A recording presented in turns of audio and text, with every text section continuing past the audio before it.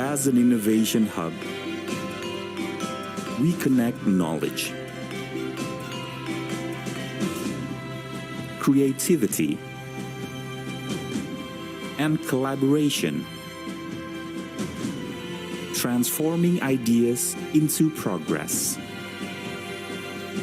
At Universitas Padjadjaran, inclusivity means more than access.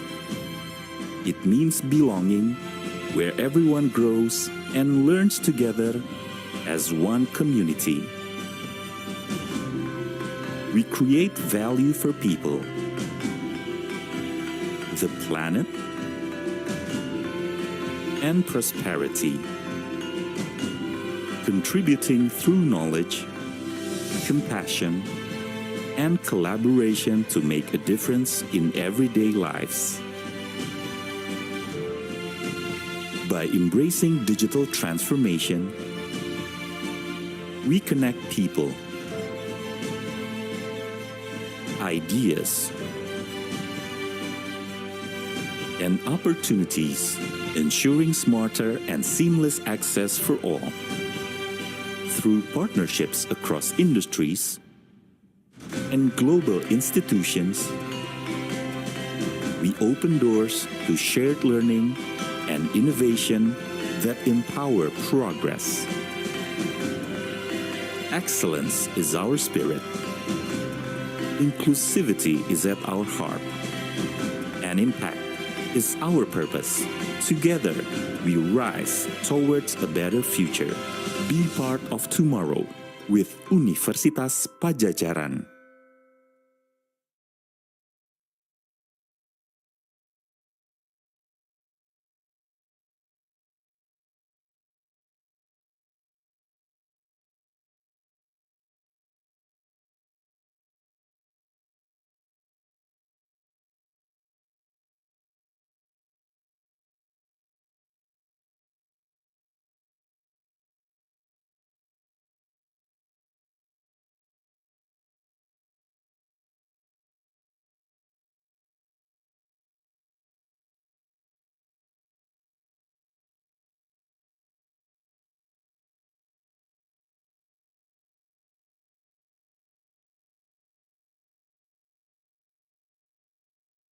Begin shortly.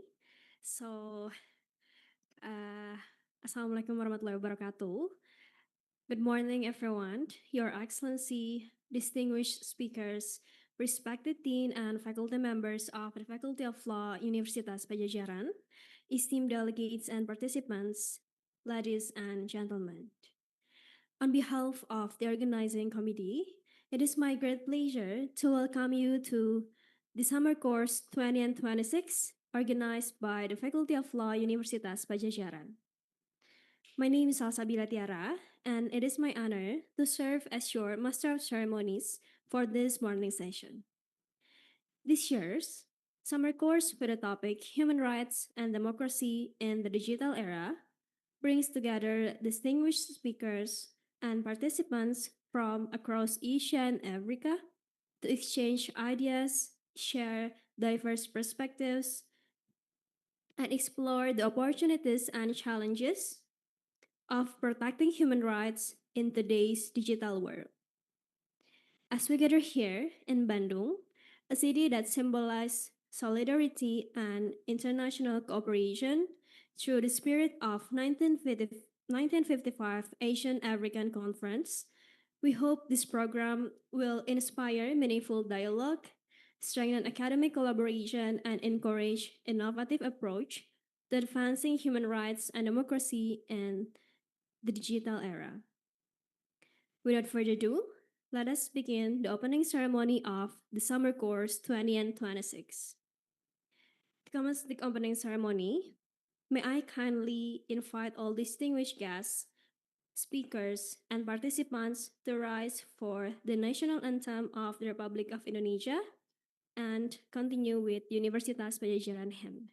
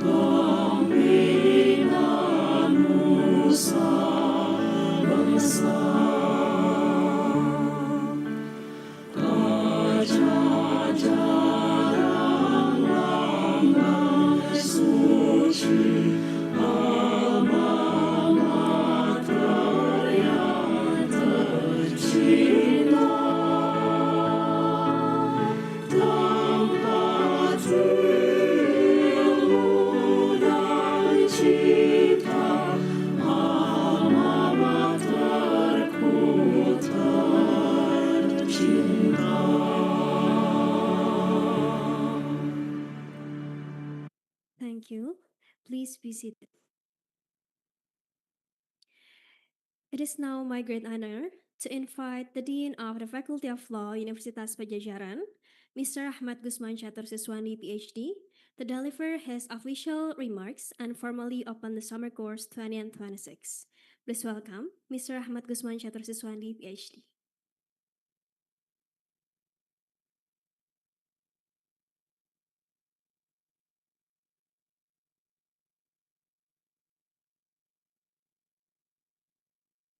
Bismillahirrahmanirrahim.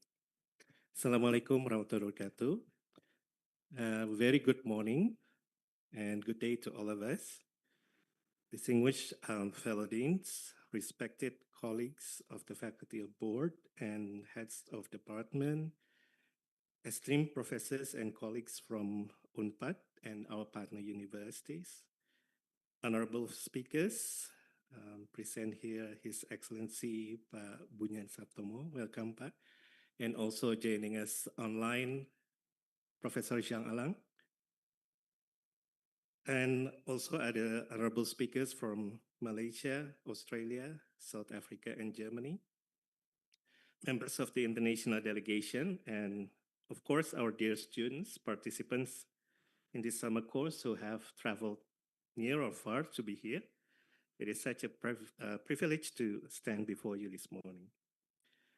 To our international participants, especially those from the Asia-Africa regions, including Indonesia, of course, Malaysia, Sudan, Pakistan, Algeria, Gambia, Yemen, and Ethiopia. Welcome, selamat datang, and thank you for dedicating these upcoming weeks to us. Your participation, representing 8 countries and 17 partner universities across Indonesia, exemplifies the core spirit of this program that knowledge transcends borders, and the pursuit of justice is a universal human effort. Distinguished guests, our theme this year, Human Rights and Democracy in the Digital Era, is more than just an academic topic. It reflects the world in which our students will inherit and are already experiencing, especially in light of recent challenges like the Gaza conflict, tensions between the US and Iran, climate change, and also issues across neighboring regions, all impacting the quality of life worldwide. Law is both local and global. By comparing our legal frameworks and traditions, we uncover innovative pathways to solving shared problems. For a younger generation nowadays, democracy is no longer experienced only through formal institutions such as constitutions, parliaments, courts, general elections, and political parties. But now it is equally experienced and widely experienced through digital platforms, algorithms, online public debate, artificial intelligence, social media, digital campaigns, and transnational civic networks. So these digital spaces have created wide opportunities for participation, mobilization, and public accountability. Yet they also pose serious risks: disinformation, polarization, online harassment, to name a few, and other surveillance and algorithmic discrimination, exclusion from digital participation. And of course, will also could lead to the erosion of public trust. So it is precisely at this intersection between opportunity and risk, between technology and rights, that this program situates itself to attain sustainable development goals, particularly goals 4, 16, and 17, quality education, peace and justice through strong institutions and partnerships for the goals. Not only that we gather here to attend the summer course, of course, but we gather in Bandung, a city with very much enriched history. This program intentionally connects our current discussions to the Bandung spirit, originating from the 1955 Asia-Africa Conference. So that spirit embodies solidarity, equality, anti-colonialism, self-determination, and a quest for a fairer global order, values which are still highly relevant in our digital era. Over the coming days, through 5 series of academic modules, our student colloquium and field visits, including, of course, to the um, cultural visit to Sumedang. Our new campus is located there. And of course, a tour of our Jatinangor campus. So the area is called Jatinangor. And official visit to the Ministry of Foreign Affairs. We invite all of you to examine these issues through the lenses of human rights, democracy, constitutional law, digital governance, migration, and perspectives from the global south. To our students, and I address this to both our undergraduate and graduate ones, drawn for 7 majors spanning law, informatics engineering, Islamic studies, management, business administration, development economics, and civil engineering. This program is specifically and specially designed for you. We invite you to play an interactive role alongside our distinguished speakers joining us from Indonesia, Malaysia, Australia, South Africa, and Germany, and to let their insights broaden how you see the law and, of course, the world. Especially for our graduate students, we encourage you to challenge the status quo.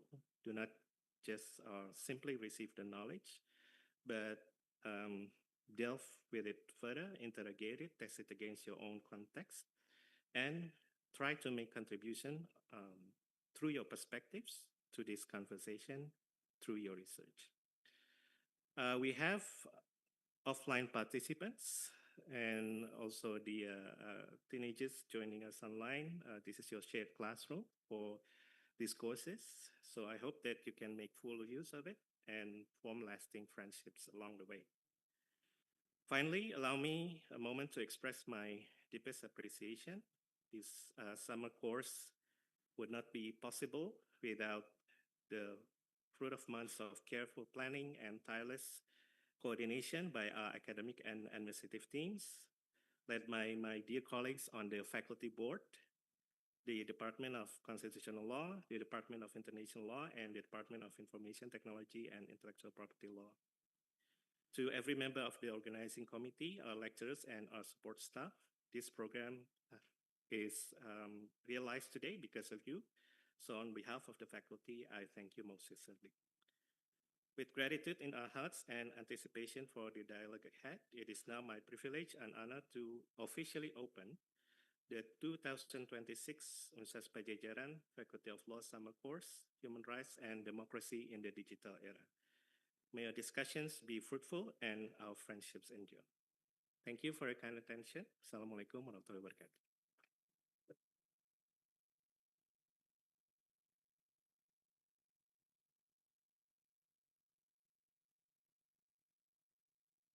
Okay, thank you very much, Mr. Guzman, for your opening remarks for Summer Course 2026.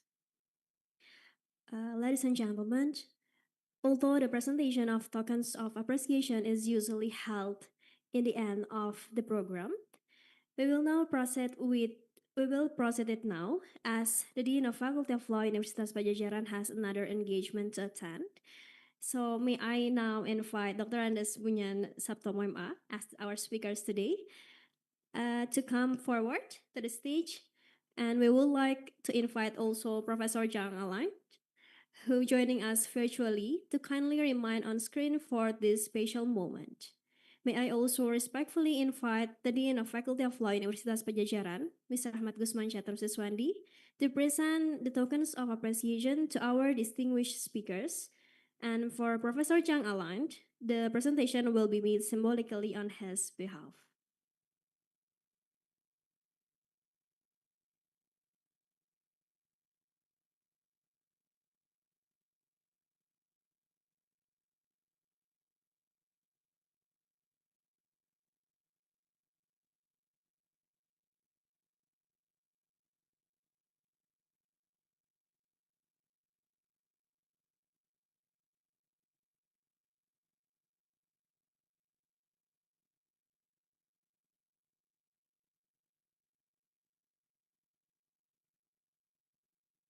Thank you very much. So the next session is we'll proceed to the official photo group session. So, Mr. Guzman, you may still in the stage. Uh, for the photo session, the participant maybe can be stand. Okay, should we come forward? Okay, so we kindly invite our distinguished dean, speakers, invited guests, and participants to prepare for the photo sessions. You may come forward. Yeah.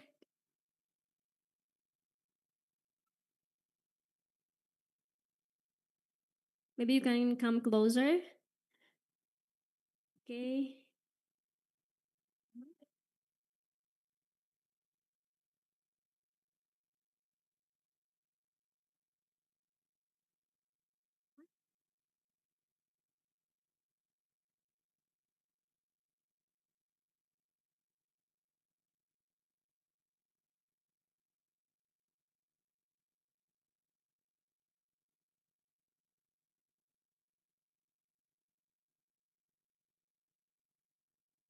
Okay, thank you very much, all of the participants, the speakers. Also, thank you so much for Mr. Guzman attending summer course opening event. So, ladies and gentlemen, this concludes our opening ceremony, and we will now proceed directly to our first core session entitled Bandung, Decolonisation and the Future of Human Rights. To moderate the sessions, it is my pleasure to invite Mr. Yopi Adi Hermawan, LLM, to the stage. And our distinguished speakers for the session are His Excellency Dr. Bunyan Saptomo, M.A., who is with us in person, and Professor Allain, who is joining us virtually. Ladies and gentlemen, please join me in giving a warm round of applause to our moderator and our distinguished speakers. Mr. Yopi, the floor is yours now. Thank you.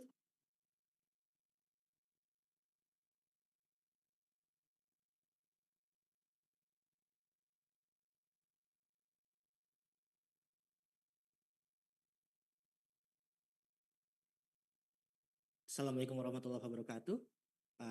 Good morning, everyone. First of all, I would like to express a very warm welcome to Pak Bunyan and also for all the participants. We have participants from several countries. Can you raise a hand from Indonesia? Of course, most of them from Indonesia, and also we have from Malaysia, and also we have from Ethiopia, and also we have from Sudan. Anyone? Oh, he's not coming yet. And also from Yemen, okay, and also from Algeria, okay, and I forget where you come from. From Gambia, yeah, Gambia, okay. So we have, okay, in Ethiopia, and we have a very diverse participants today. And I just realized that all of us, okay, I just realized that all of us are from decolonizing countries. We are from we are from the colonized countries. So that's why it's very relevant for our topic today, which is Bandung, decolonization, and the human rights. And today, this is our first course. This is first course for them. And today we will discuss about how Bandung make the human rights relevant to the colonized state. You know that's in the colonization, in the history of the colonization, that if we talk about the human rights, when we talk about the human rights, it sounds very Western, right? And how it could develop for the third world countries from the colonized countries. And I think that's why we invite Pak Bunyan, also Professor Jiang Alang, for our discussion today. And I would like to introduce our speakers today. That our first speaker is Pak Bunyan Saptomo, a senior Indonesian diplomat with extensive experience in diplomacy. And also, he previously served as ambassador of the Republic Indonesia to Bulgaria, Albania, and also North Macedonia. And also, he has held several strategic positions in the Ministry of Foreign Affairs. And also, we have our second speaker, Professor Jiang Alang. Professor Jiang Alang, can you hear my voice clearly in the Zoom? Say again? Yeah, I can hear you clearly. Yes, cheers. Okay. And our second speaker is Professor Jeng Elang. He is the professor of international law from the Monash Law School, and he is a leading scholar in international law and human rights, and also the human trafficking and the complementary forms of slavery. So he is very relevant in our discussion today. And also Professor Jeng Elang, we proudly introduce that he also an adjunct professor at Universitas Padjadjaran. Therefore, please join me to applause our speakers, Pak Bunyan and also Professor Jang.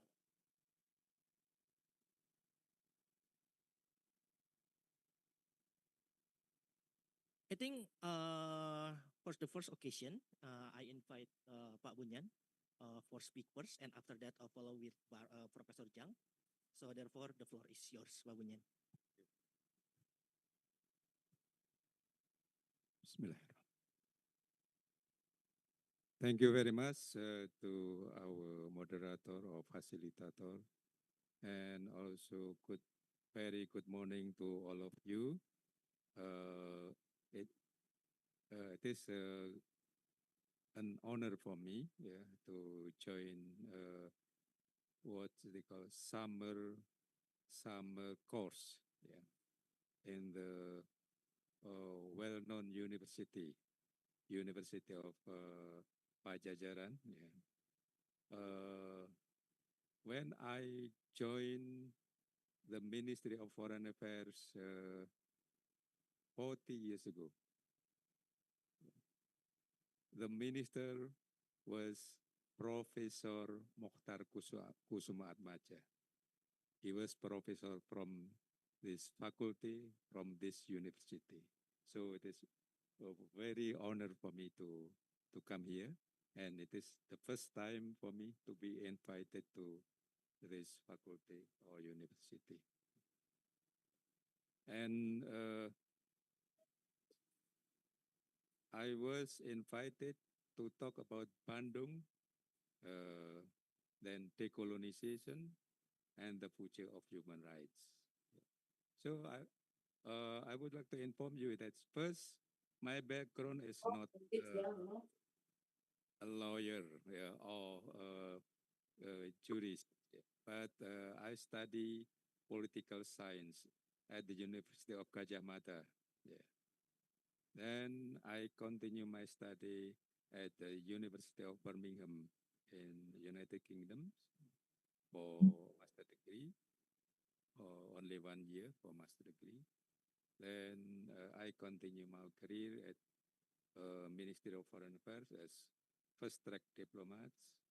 And after retired 10 years ago, I retired from Ministry of Foreign Affairs 10 years ago. Then I continue my career as second track diplomats. I joined Muhammadiyah. It's one of the biggest Muslim organization in Indonesia. And then from Muhammadiyah, I was also recommended to join Majelis Ulama Indonesia, this Indonesian Ulama Council, which only until yesterday, Majelis Ulama organized Congress Umat Islam, Muslim Indonesian Congress, Indonesian Muslim Congress, which invite more than 80 Muslim organizations across Indonesia to discuss many things, from local interests into global interests. So that's why until the end of the Congress, I also fully participate, especially in the Commission of Global Politics and International Relations. That's my background, basically politics. So I would like to talk more from political angle rather than from legal angle. And talking about Bandung, it's remind me about Bandung spirit. First, not only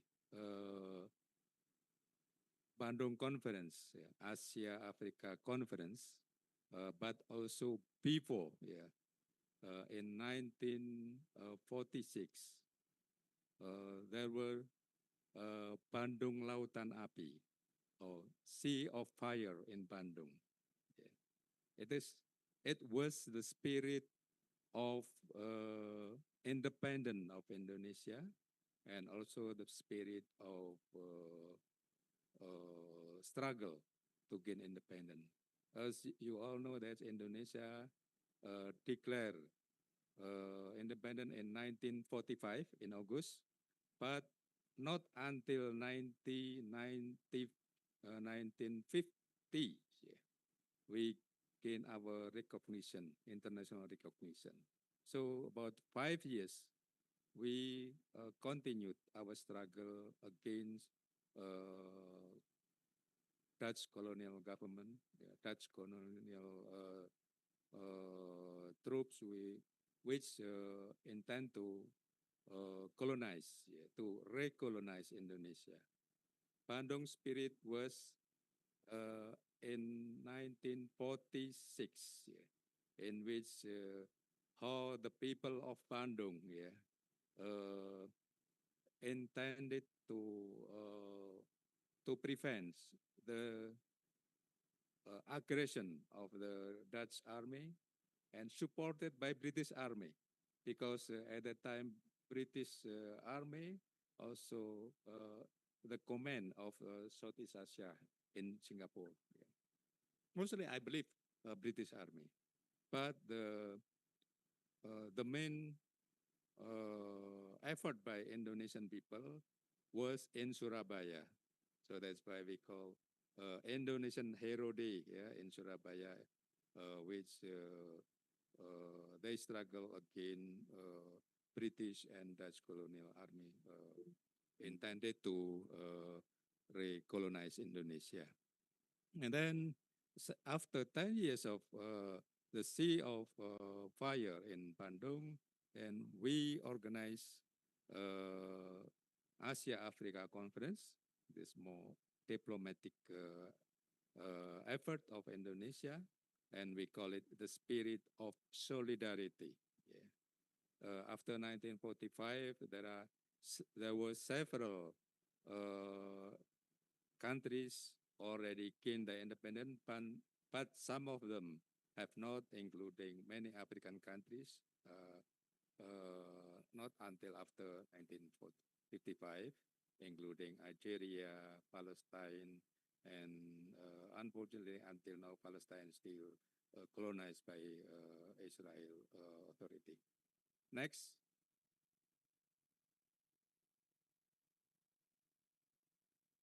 That was spirit of Bandung. And then the second was about this Bandung Declaration. That's the most important principle in the Conference of Bandung. The first one is respect for fundamental human rights and UN Charter. It is the main theme of this session is human rights. Then certainly we have to refer to UN Charter, because in the UN Charter there was also mentioned decolonization, and of effort of decolonization. And the second second principle was respect for sovereignty and territorial integrity for all nations. This is the basic principle, also very important and still relevant today. And then the third one is recognition of the equality of all nations. But until now, even in the UN Charter, there is no equality. As you know that in United Nations system, there is Security Council. We have which have veto power. It is indication of there is no equality until today. So that's why, although many majority of member of United Nations want to reform the UN, but so far have not been able to succeed because of the reform should be through UN Security Council, yeah, which only five countries dominate this council. And then the fourth one is abstention from intervention in internal affairs. Until today, we have many interventions across the globe by big power. Just mentioned about Iran. Iran was what do you call done by United States. Yeah, they do intervention, aggression militarily, and also by Israel. And then respect for the right to defend. What have been done by Iran is certainly the right to defend. They defend against aggression by United States. And then the sixth, abstention from the use of collective defense for the interest of big power and pressure on other countries. We still witness that there are collective defense for the sake of the interest of the big countries. There are NATO, which use of this power to force the small countries. Then seven, refrain from act or threat of aggression and the use of force. So until today, there is no refrain, but it is more aggressive compared with the previous decades. And then the eighth is settlement of dispute by peaceful means. We have not seen any result of the peaceful means to get peace around the world because the limited power of the United Nations. Then ninth, promotion of mutual interest and cooperation. We still expect there's a promotion of mutual interest and cooperation, basically in economic and social affairs. Then the last one is respect for justice and international obligation. Justice and obligation is still far from what people expect from the current UN system. Next. Decolonization. I will not talk about decolonization, but only refer to decolonization in the UN Charter. The first one mentioned in the Article 1, talking about self-determination, the right to self-determination, and then also mentioned in Chapter 11, declaration regarding non-self-governing territories. There's many articles in this chapter, and also the last one in the Chapter 12 and Chapter 13, talking about international transitive system. Yeah. As it is to accommodate the concern of the nations who at the time was intended to free from the colonial government. Next. Now we are talking about human rights instruments. Yeah. I'm sure that international students has already familiar with this one. Yeah. The first one was Universal Declaration of Human Rights, which has also already accepted in the United Nations in 1948. And then the second, the Covenant on Civil and Political Rights, which already accepted in 1966. It is talking about the individual rights and political rights of the people. And then the third one is Covenant on Social and Economic rights in 1968 also, which focus on social and economic rights. It is mainly efforts of the South countries, yeah, and also at the time communist countries, which also focus on the importance of promotion of social and economic rights. And then there are many other specific conventions related to human rights. And then there are several instruments regarding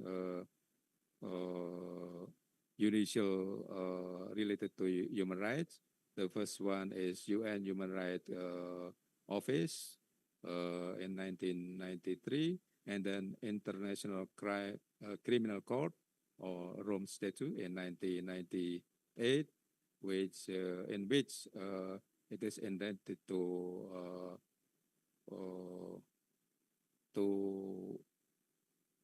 to solve the problem of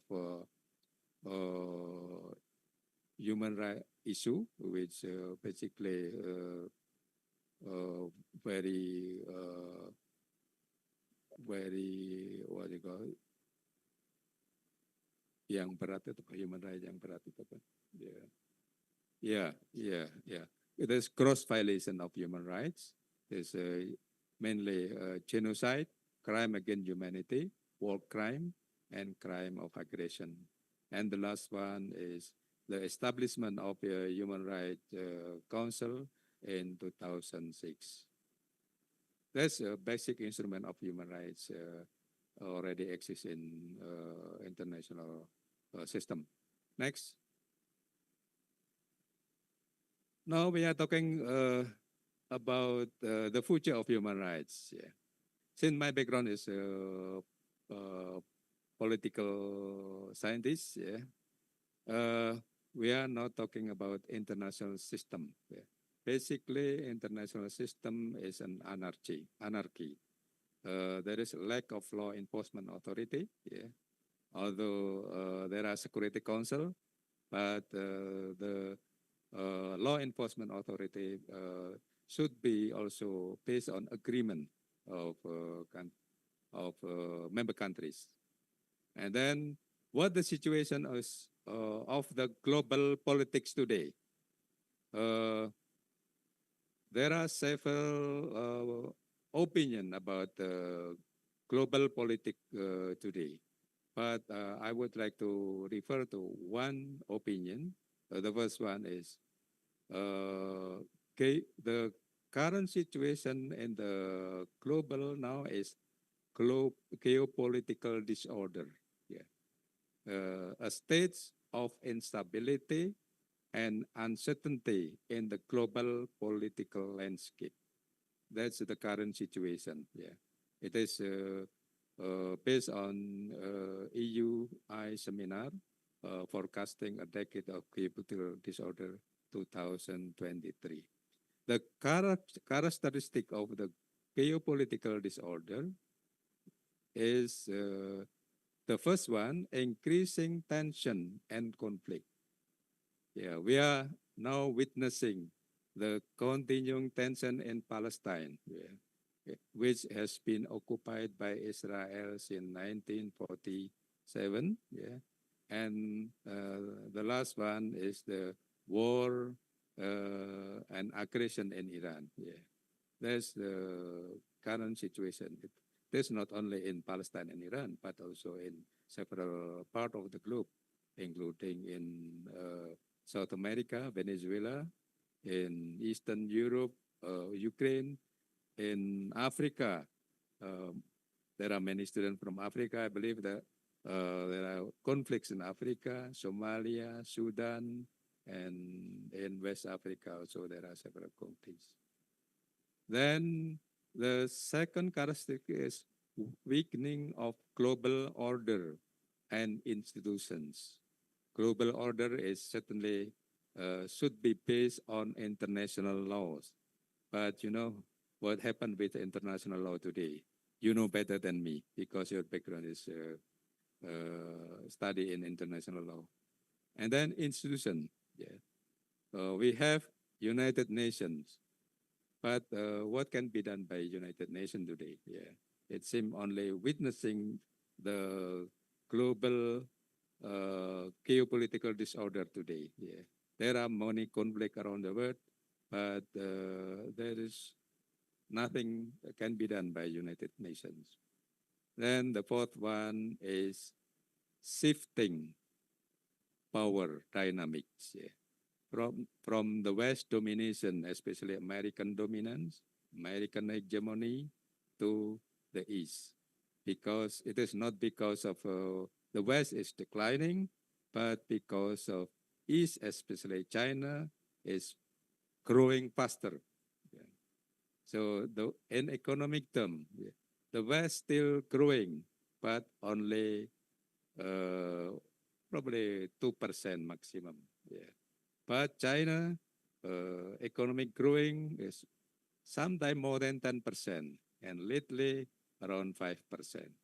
There's in terms of economy, in terms of GDP, China has catching up the West, especially based on the PPP. Okay.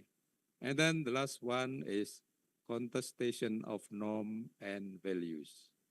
You know, it is very clear that human rights has already accepted as global norm. But what happened? There are violations of human rights across the globe, including gross violation of human rights, as we mentioned in Palestine. Yeah, the situation in Palestine is the perfect example of the double standard of the West, which since 1945 they continue promoting human rights, but they have double standard. They will blame the human rights situation in other countries, yeah, especially in southern countries, but they defend the situation in the countries. I myself have experience in Bulgaria, yeah, which has already member of European country, yeah, EU, European Union. But the situation of human rights in this country also, I believe it is still under Indonesia, yeah, because discrimination is still high in Bulgaria and Eastern Europe, but they already accepted to be member of European Union. Although there are a requirement, yeah, certain requirement to be member of the European Union, yeah, the country should should meet certain standard of human rights respect. But based on my knowledge, the standard of human rights in Bulgaria is still behind Indonesia. Next. Now, the case of Palestine. Yeah, I mentioned the case of Palestine is the perfect double standard of the West. They support Israel. And what have happened and it has been done by Israel is they have violated all human rights laws, and including gross violation of human rights. The first one is crime of aggression. They do aggression. They have done aggression in toward Palestinian people since 1945. Then they also did war crime also. Yeah. And the third one is crime against humanity, including ethnic cleansing. And then the last one we witnessed in Gaza, it was genocide. The ethnic cleansing we can witness. There are still there are more about 7 million of Palestinians has still in several countries. They cannot return to Palestine. and then genocide we witnessed in Gaza, in which more than 70,000 people have already died during the last 2 years. I think that's it for me about the Bandung spirit, and then decolonization, and then human rights, the future of human rights. So far, if the situation of the global system still continue, that we cannot expect the improvement of human rights. So our we have to work together, especially the global south. I believe most of you from global south, yeah, from Africa, Asia, and Latin America, then we have to work together and to remind the big power, including the West, that you promote human rights, but you violate human rights. You did double standard, and you have to respect. So that's why we urge we urge the West to respect human rights, to respect international law, in order to work together to promote international peace and prosperity around the world for the whole of the people. That's it from me. Thank you very much. Thank you, Pak Bunyan. But I think I have a stronger words than a double standards. I think it's yeah, because the West promoting the human rights, but also they're violating it. And I think what make me very interested when you say that international system is an anarchy, and I thought that how can we have a law and order in the world? How can we have or how can we hold the human rights violator being accountable if we don't have a stable system, a robust system? And therefore, the reason why we have international law and human rights, that's besides to protect the human race, the human dignity, is to maintain the law and order. So to prevent there is no another big war, there is no domination from the superpower. So that's why we have an international law and international institution. But yeah, that's the real, that's the factual, that's in the field. So we have to realize that it's not works as it's supposed. But I think it's very interesting if we move to Professor Zhang, which can explain how international law perspectives to the circumstances that happen that occur now recently in the world, and how can Bandung Spirit take a role in these circumstances. Professor Zhang, the floor is yours. Thank you very much, Mr. Moderator. I'm very happy to be here. Salam alaikum and salamat bagi.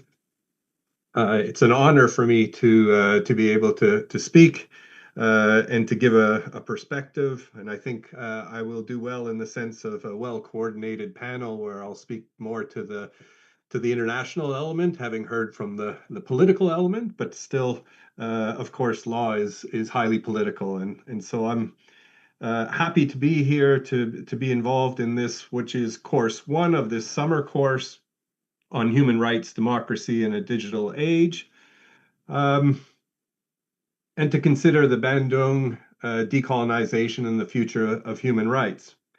I've been asked to reflect on decolonization, historical injustice, and the future of human rights while thinking about the legacy of the spirit of Bandung in the 1955 conference. I would be remiss being based here in Australia and asked to speak about decolonization and historical injustice if I didn't mention that at public events in Australia, we do an acknowledgement of country. We acknowledge the people that never ceded their land, that never gave their land up, that were the product of disenfranchisement by a colonial venture by Europeans. And we typically then acknowledge this debt, and to the people of this land. In the case of Monash University, that is the Barunda people of the Kula Nation. We typically then express our appreciation to its leaders, both past and present.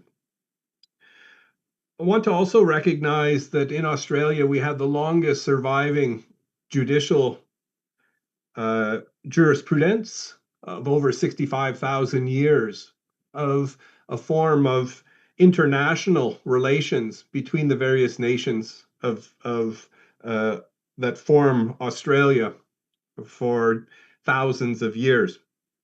And also to recognize what the American author Cormac McCarthy speaks of as the blood meridian, that across Australia and across the Americas from east and west, you had this movement of conquest, of blood, of subjugation. And so I honor and respect that in the context of what I will be speaking here of today. I take it that you can hear me fine. If I can get a nod from the moderator, great. I see it. Cheers. Yeah, we can hear it clearly. Cheers. So to reflect on, and especially the spirit of Bandung, in the context of a digital era, where we have really a tidal wave of artificial intelligence that we can feel coming, and to ask whether Bandung, the spirit, so the metaphor rather than the city of Bandung, can help and recognize as being foundational to making a fairer world and narrowing this digital divide. For you, the students, over the sessions that follow, you'll be asked to consider how the digital era can be harnessed to rethink what the foundations of a more just society, both within countries and vis-a-vis the nation states. How might this look like in challenging big tech in ways that ensure democratic participation and human rights protection? The summer course, as many of you will have read, provides insights through its inter-co-teaching to hear about different academic traditions and legal systems and regional perspectives, and I will bring those to you today. To that end, allow me, a Western-trained academic from the global north, to first justify my place in speaking about the global south solidarity manifest in this spirit of Bandung, which will become real as you, the students, participate in a truly innovative Model Asia-Africa Conference. And I tip my hat to the organizers for this innovative activity. So I'm originally from Canada. I left my family and home age 21, and I haven't lived back in Canada since, many years. I've lived and seen much of the world, but as a friend used to say, on the one hand, it's a small world, but I wouldn't want to paint it. I wouldn't want to be there trying to paint every building. It's a huge world that we live in. And so although I've traveled a lot, I have seen very little of the world. For me, to live and to see the world was part of a plan that to become an international scholar, I had to become a citizen of the world, a privilege rarely accorded to those of the global south because of border restrictions, a privilege that I acknowledge that I have the ability, through the passports that I have, to go through borders that much of the world is precluded from. It's allowed me to access, to see, to visit, and to work in various parts of the world. Ultimately, this has informed my research and my teaching. to see the diversity of the world must ultimately first recognize the richness, but also that we are at the base all different, no matter how states may demonize other people and other countries, that at the basis we remain a one humanity.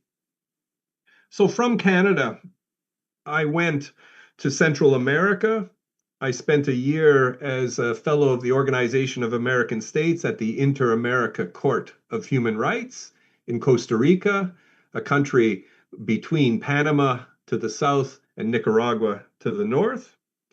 I then did my PhD at the University of Geneva, at its graduate institute, but wrote my PhD at the Peace Palace Library in The Hague, the seat of the International Court of Justice and the Permanent Court of Arbitration, and also had the opportunity while I was in The Hague, the Netherlands, to clerk for, to be the assistant to the first president of the Yugoslav Tribunal, the Professor Antonio Cassese. Having finished my PhD, or nearly, I took a job at the American University in Cairo, and there was able to, as the supervisor of our moot court team, to visit various countries on the African continent in the All-African Moot Court competition, which then, since 2008, has meant that I've had a position at the University of Pretoria's Human Rights Center. I had the opportunity to visit Zanzibar, Tasmania, Senegal, Cote d'Ivoire, Ghana, Cameroon.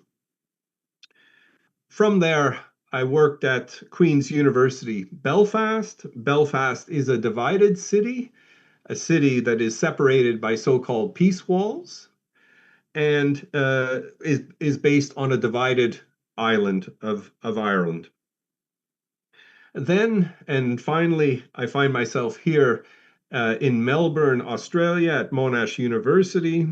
The ideal had been to bring my family with me to focus not on Australia, but to seek to learn around the Asia and Southeast Asia. So I've had the opportunity, Monash has a campus in Malaysia, to teach in Malaysia. I have for many years spent weeks teaching at Beijing Normal University in Beijing, where ultimately my son traveled with me and now is fluent in Mandarin. And of course, my association with Unpad, something that I'm very proud of, in no part because of the conference and the idea, which I must say in my studies in Geneva, the notion, the idea, the ethos of Bandung and the Bandung spirit were front and center. And so for any, I would say, any international law scholar worth their weight in salt, Bandung is something very important and something that I'm very happy to be associated with. How has this shaped me then? Most international law is taught from a state's perspective. I think not surprising in Indonesia, but also in Australia. From the Australian perspective, the book that I assign to my students is international law from an Australian perspective. But as I say to my students, I'm not going to teach from an Australia perspective.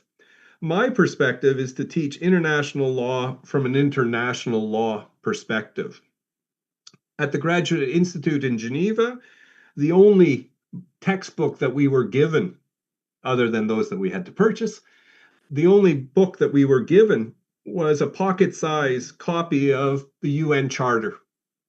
And it was something that we referred to almost on a daily basis in thinking about an international order based on this UN Charter. That charter and international organizations more generally flow from a century-old concept called liberal internationalism that recognize that international organizations can be a means to peaceful coexistence through cooperation. Let me pause here and ask a somewhat rhetorical question, but ask to have you think about what is the defining moment of the 20th century. I'll give you 10 seconds to think through what do you think is the most important takeaway from the 20th century?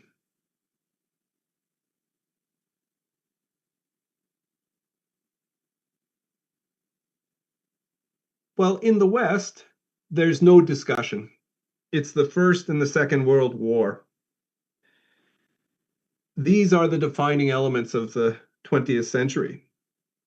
But for me, that's curious and absolutely wrong. That 100, 200 years from now, even in the West, they will recognize the most important element of the 20th century was the decolonization movement.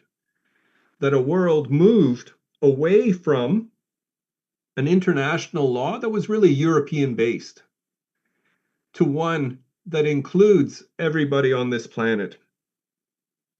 Though we've moved through formal decolonization from 50 odd states that were part of that joined the United Nations to nearly 190 by the year 2000.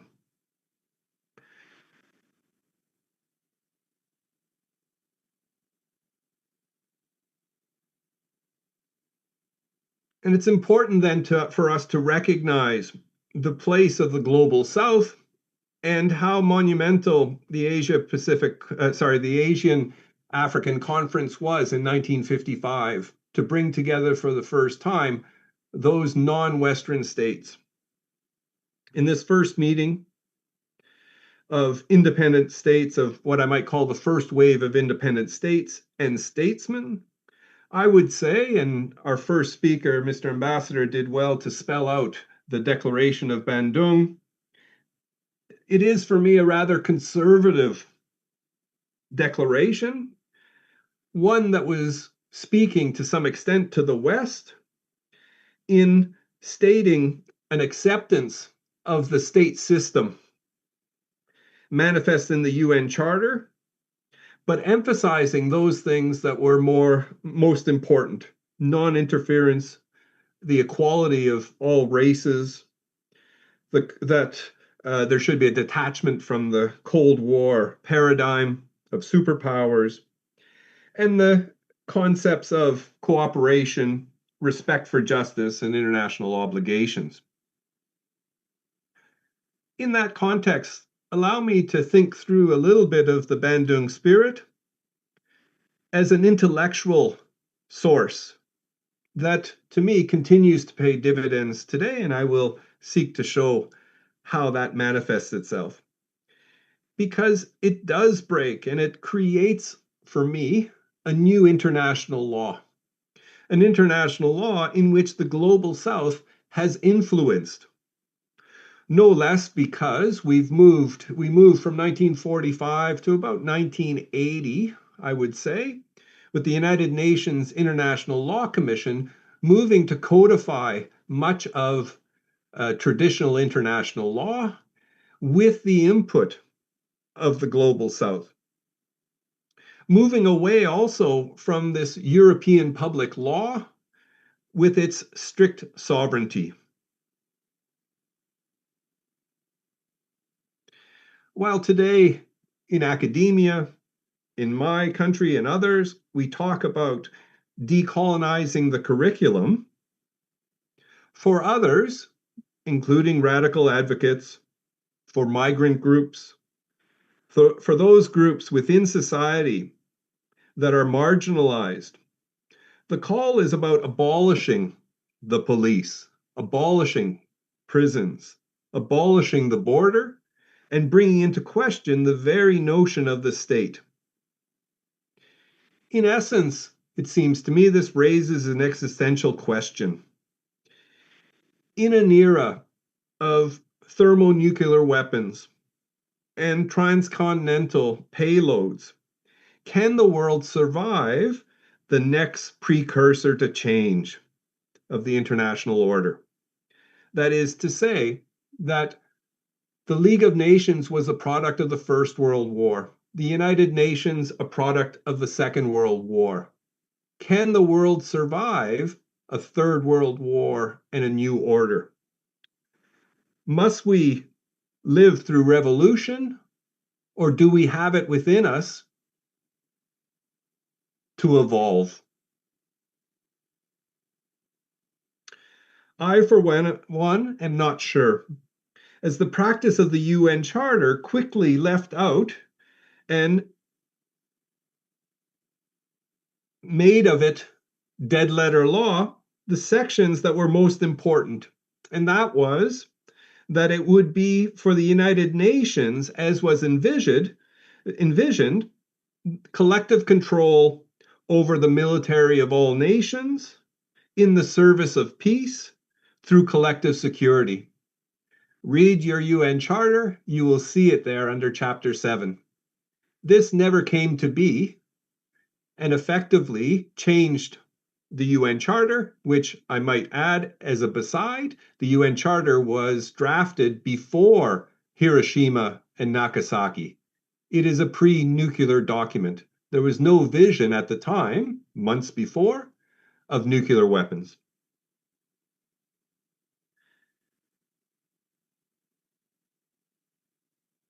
And that we seem to forget, now that those who drafted the UN Charter have passed away and generations have come after them, that its preamble sought to save succeeding generations, and I'm quoting from the preamble, to save succeeding generations from the scourge of war, which twice in our lifetime have brought untold sorrow to mankind.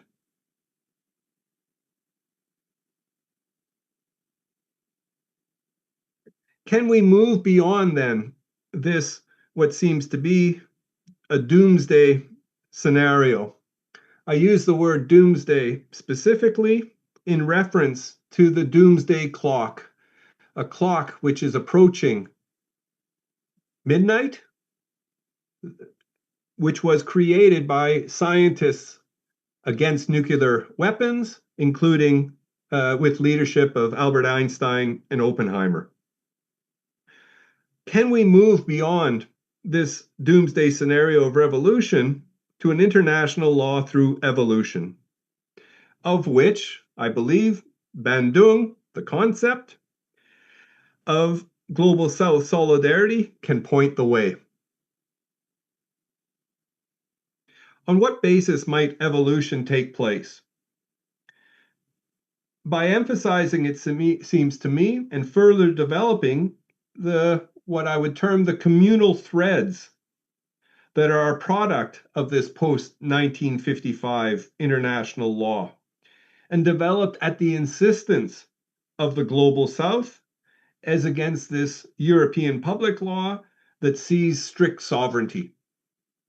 Beyond that strict sovereignty, there are communal threads in international law, and I'd like to pull those a little bit for you now. It may be said that the most important concepts of international law emerged as a result of decolonization and grounded in the solidarity of the Global South. These findings are published under my name in the first volume, and I will now make a shout out to our Ethiopian student. They are to be found in the first edition of the Ethiopian Yearbook of International Law. They are a product of a decade-long project where I sought to solve what I'll call the 20th century problem, the slavery's 20th century problem. I have looked at international law and the way in which it facilitated the industrialized enslavement, which literally changed the face of the New World. I have recognized this industrial enslavement of individuals from the African continent, of which 80% were destined for the sugar plantations of the America. Then I've engaged in the law of abolition, both of the slave trade and of slavery. It might be noted here that on September the 25th this year, we will celebrate the centenary of the Anti-Slavery Convention, the 1926 Slavery Convention. However,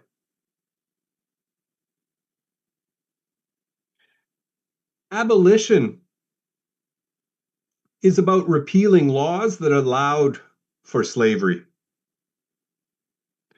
In the same way that during the 18th century, the laws that allowed for torture were abolished, were repealed. The state no longer could legally torture. But that is not to say, and we recognize today, that almost all states torture.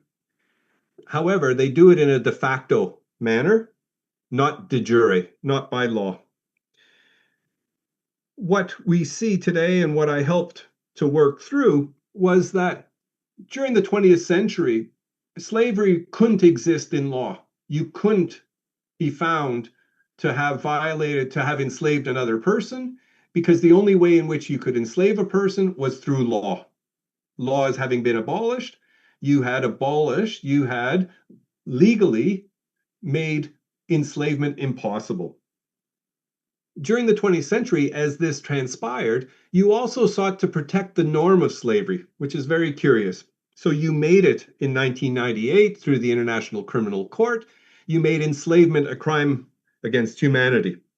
You also, through the Vienna Convention on the Law of Treaties, made the possibility of enslavement a non-derogable right. But there are two other layers that are fundamental that protect slavery and others that emerge from the decolonization. And they emerge, and I'll work backwards a little bit, in 1970 through the Barcelona Traction case of the International Court of Justice. That court recognized, and this was the curious thing, that certain rights, including against racial discrimination and enslavement, were rights that the community of states had an interest in protecting, not only individual states or your citizens, but all states had an interest in what is called obligations erga omnes.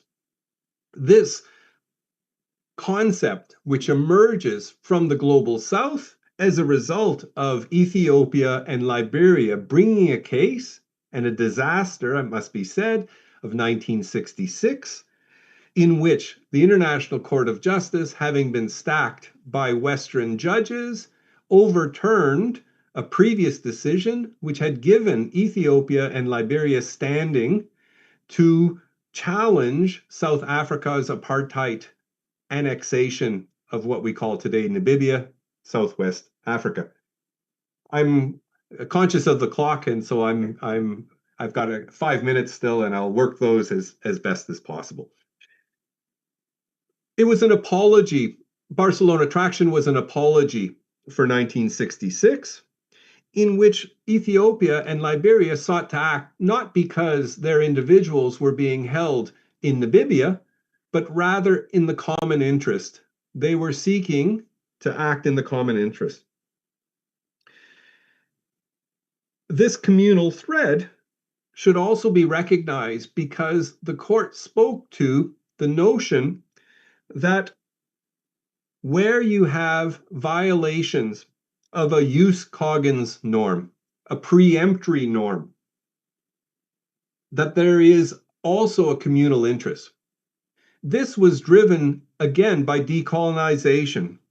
The very notion of jus cogens, that there are certain norms to be respected, are not found in the Vienna Convention on the Law of Treaties because they are a circumstance which precludes wrongfulness or seek to validate, deal with validation of treaties, but rather one should recognize that they were important in light of the Nyerere doctrine and a general displeasure with newly independent states of being compelled to accept this European law.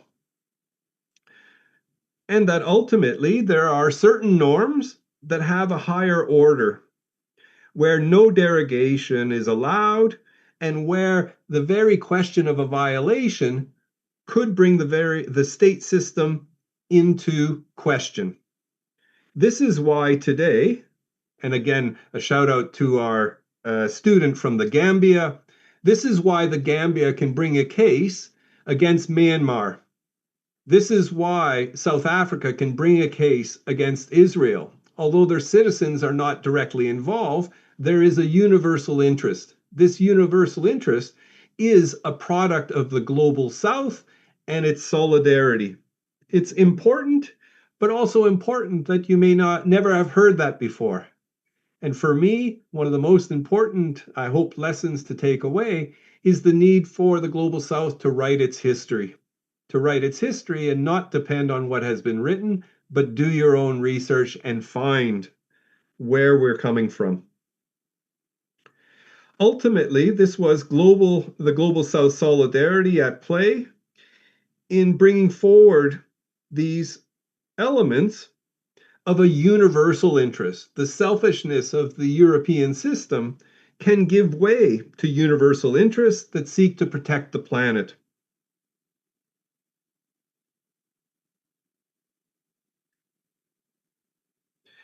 The post-colonial solidarity then is manifest in a recognition of various jus cogens norms that we've mentioned: self-determination, racial equality, and I'll say anti-slavery, are all the product of decolonization and the solidarity of this communal thread.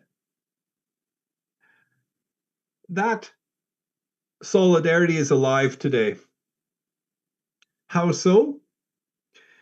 Well, Bandung has its part in talking about human rights as a means of addressing historical wrongs. Although recognizing that the transatlantic slave trade should have been a crime against humanity in the 2001 Durban Declaration against racism, it took until this year for a General Assembly resolution to manifest itself. This because the African Union has supported the 2013 CARICOM, the Caribbean Communities, 10-point reparations plan. In it, this General Assembly resolution, I'll mention it's Resolution 250 of this year, of March, states that all states should engage in inclusive, good faith dialogue on reparatory justice. They go on, unquote, they go on having unequivocally condemned, and again I quote, the traffic in enslaved Africans, unquote, and further that racialized chattel enslavement of Africans, slavery, and the transatlantic slave trade as the most inhumane and enduring injustice against humanity. The stage, if you wish, is alive for the possibility of talking about historical injustices. This, not through revolution, but through evolution. In the, let me say, the last 2 minutes that I have, if I'm permitted, only with solidarity of the African Union has CARICOM had its voice heard, the solidarity of the Global South speaking. As the Global North's leadership and as our panelist, Mr. Ambassador, has noted, the United States, for me, is in structural freefall. What will replace this hegemon? And the foundations are already shaking, and I think this General Assembly resolution speaks to it. What comes next is for people of the Global South, whether it's BRICS or otherwise, to reshape a future world. For me, that can transpire by emphasizing more and more those communal threads of international law. To institute a fairer world, one this has never been on the agenda of the West, or better yet, it may have been rhetorically, but in fact, it's always gone the other way. But can Can there transpire a world in which we recognize our common humanity of all in the way that the Bandung Declaration speaks of all races, that goes beyond exploitation and white supremacy? For me, the spirit of Bandung, and I hope you will think through it, can be a vessel which can be filled in various ways. I trust that you will consider that in the digital era of a fairer world, that you might think through this new world order during this general course, this summer course. And with that, I wish you the best in seeking to recognize our shared humanity. Thank you. Thank you, Professor Jang. That's I note that there is a lot of contributions that the third world countries make to the international law regarding the human rights, such as the Ethiopian role, the Gambian role, and also I also note about the universal interest that could be our contributions to the human rights order, and also and also you what make me interested that you also mentioned about the challenging big tech in the democratic and also the human rights. That we will discuss it tomorrow if you want to join us. That we will have the communication expert and also the social media experts. We will talk about how algorithm, how social media reshaping our democracy and reshaping about the public opinion. So also that's have the contributions to how the state's perspective and also the people's perspective about the human rights. Because sometimes I also remember that last year the algorithm, the social media make some people in Indonesia hate the refugees from the Rohingya. So there is narratives developing in the social media about the Rohingya refugees, and that's successfully make the Indonesian people had enough the refugee and they not supporting the refugee. So that's the power of the social media today, and they are not accountable and how to make they are accountable for the democratic era. But I think we can go into the discussion session. Firstly, I will invite the summer course participants, and after that, I will also invite the participants online from Zoom. I think we can start from the summer course participant. It's obligation for you, of course. We are not asking you; we are ordering you to to asking and also to give an opinion. Okay, so the lecturer want to ask you. Okay, you have the first sense then. Okay.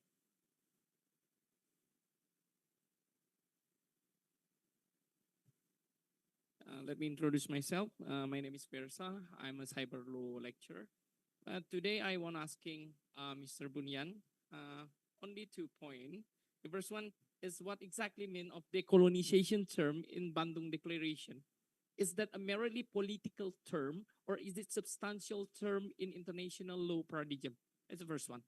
And the last one, does the precept in Bandung Declaration is still pertinent today in 2.0 era? Which of the precept is relevant hitherto? To just that. Thank you. Okay. I want to invite two more questions or opinions. You know that I am the kind of lecturer that like to pointing of my students. You. Anyone who want to volunteer? Otherwise, I will point one of you. Okay. Two more. Thank you very much. Can I actually ask like Mr. Jan Alan also? Yeah. So maybe first is for Mr. Bunyan Saptomo. You said first that there's a first track diplomacy and second track diplomacy, right? And I don't know like what's the definition of it, like for the real definition you probably can explain it for more. But like if we see like the global order that you say is anarchized right now, makes some of the scholars actually like distrust the state as the actor of global order, and as you are the part of the second track diplomacy because you are affiliated with Muhammadiyah, do you think like this second track diplomacy and civil society such as Muhammadiyah can also like um, can furthermore push for international order and how to do so.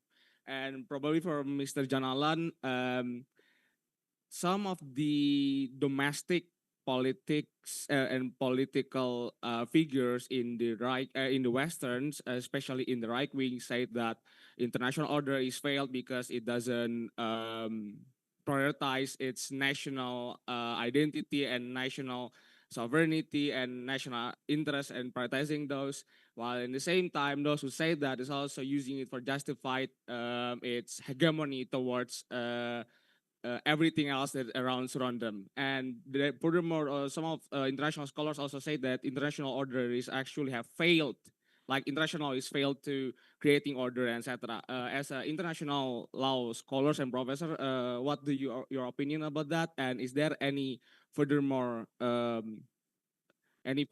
ideas or paradigm to shiftings like international law scholarships and international law teach to actually decolonize itself to creating this international order? Thank you.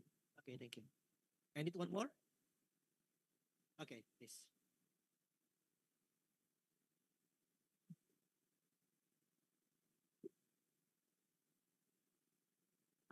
I have one question only. So my question is specifically for Prof. Jean. So my question is, how can states balance their sovereign right to control the affairs between border while upholding their obligation towards human rights and the dignity of the refugees in seeking protection in the respective states? And what line should states actually draw to ensure the maximal benefit so that both refugees and refugees and state can draw benefit from it? That's all from me. Thank you. Okay, I will give the opportunity to Pak Bunyan first. Yeah, the first question about the decolonization in Bandung declarations. In my PowerPoint presentation,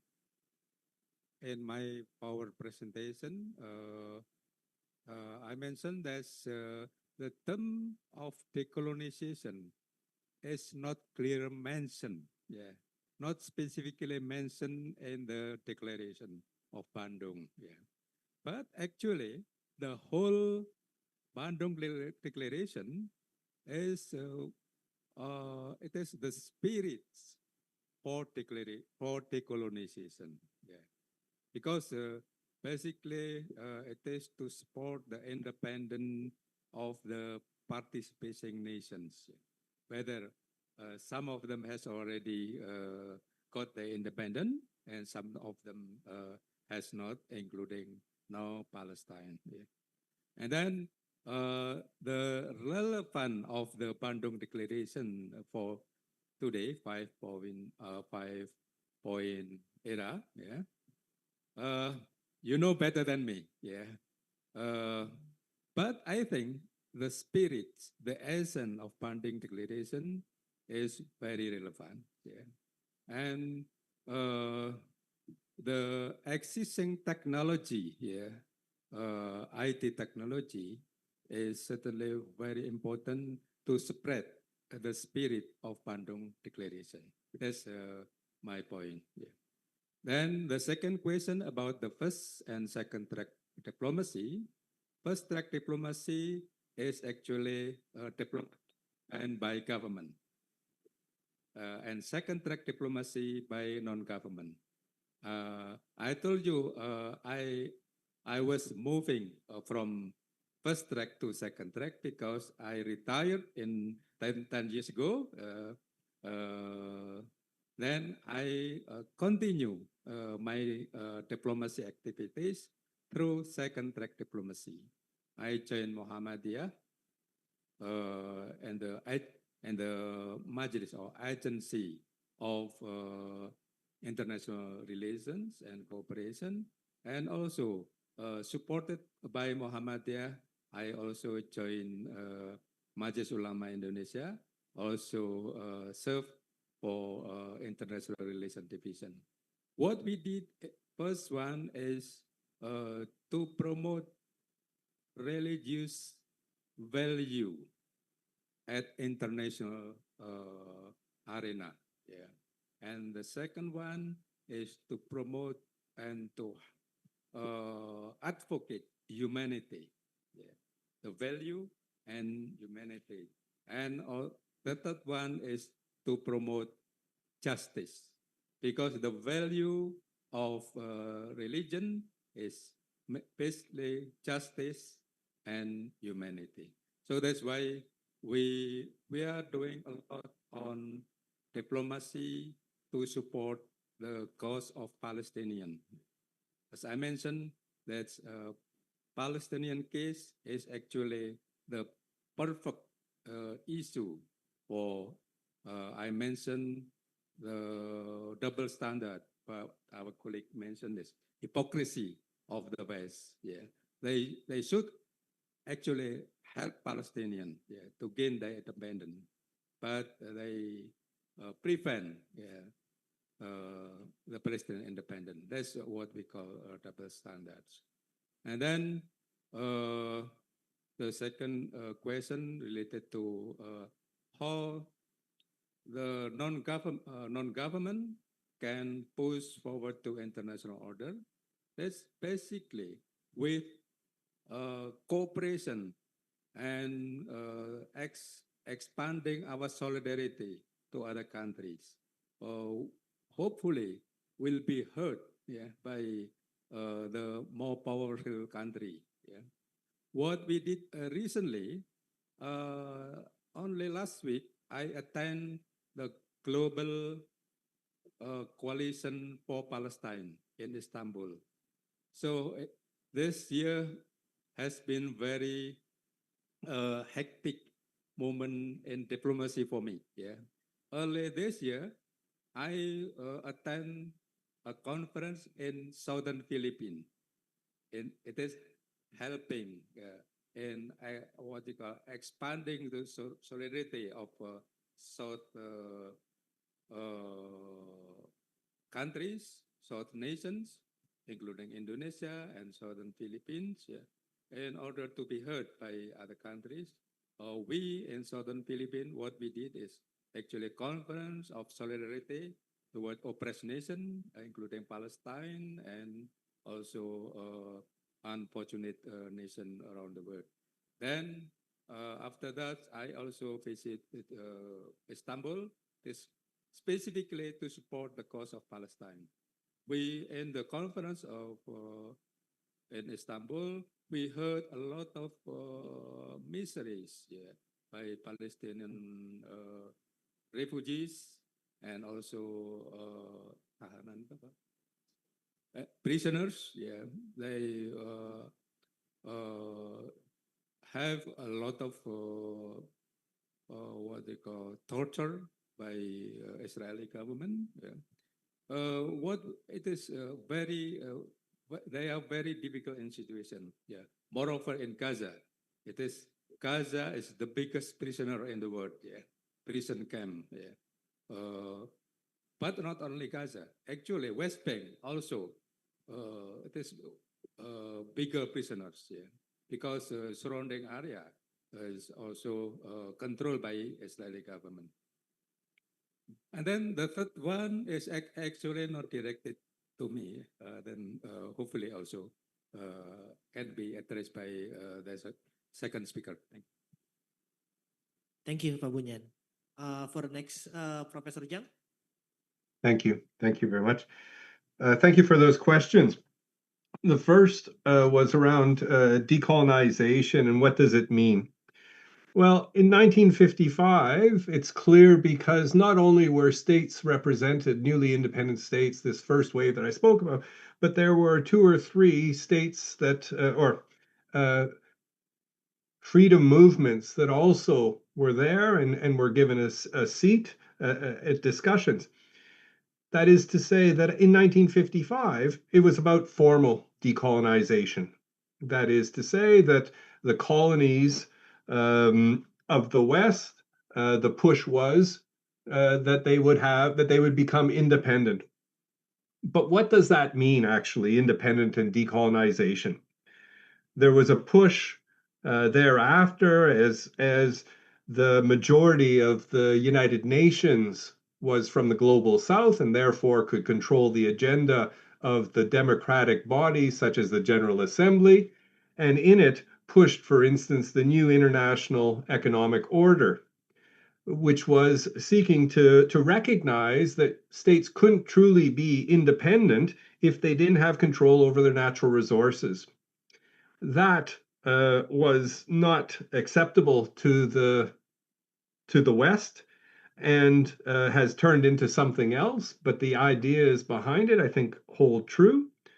I think today we can recognize that decolonization still has not taken place, that border restrictions are a manifestation of that, that decolonization would, well, ultimately, it seems to me, it speaks to the next question, which was around the West and right-wing governments and nationalism on the one hand, turning internally, but also seeking to influence those around them in a hegemonic manner. And it seems to me that the answer to that paradox is to be found in the control of natural resources. That the nationalism, especially of the United States, is built on a nationalism whereby within the United States, right, anti-immigrant, but taking resources from all over the world in a sense, in a mental sense, of thinking that the world's resources are only for the strongest and therefore militarily you can take. But this is if I can put it this way, this has been the lesson of 500 years of Western exploitation of the world, right? A failure to recognize that it's about exploitation, right? It's not about rejuvenation. It's not about the long term. It's about profit now, exploitation. So from that perspective, it seems to me that that also decolonization is, if I can use the words of the Pan-Africanist Marvin Garvey that are made popular in Bob Marley's Redemption song, that all of us must emancipate ourselves from mental slavery, from this idea, right? And challenge the West and its approaches. And I think the language of white supremacy is something that you would not have heard of 10 years ago, or in small pockets. The fact that all this type of language is coming out and being part of the discourse is, I think, a manifestation of a weak West, a manifestation of this shift that Mr. Ambassador spoke of from West to East and what that might look like. For me, I think it's very interesting. The other questions that were put to me, one was around, has international law failed? For me, the answer is that do we ask the same question when there are mass violations within a country, right? Law is violated. The question is, how do we engage with violations? Also, Mr. Ambassador has spoken about the anarchical system, that there's no general enforcement system, no law creating system, no judiciary obligatory adjudication, for instance, requirement. For me, international law continues to work in ways that we may not recognize.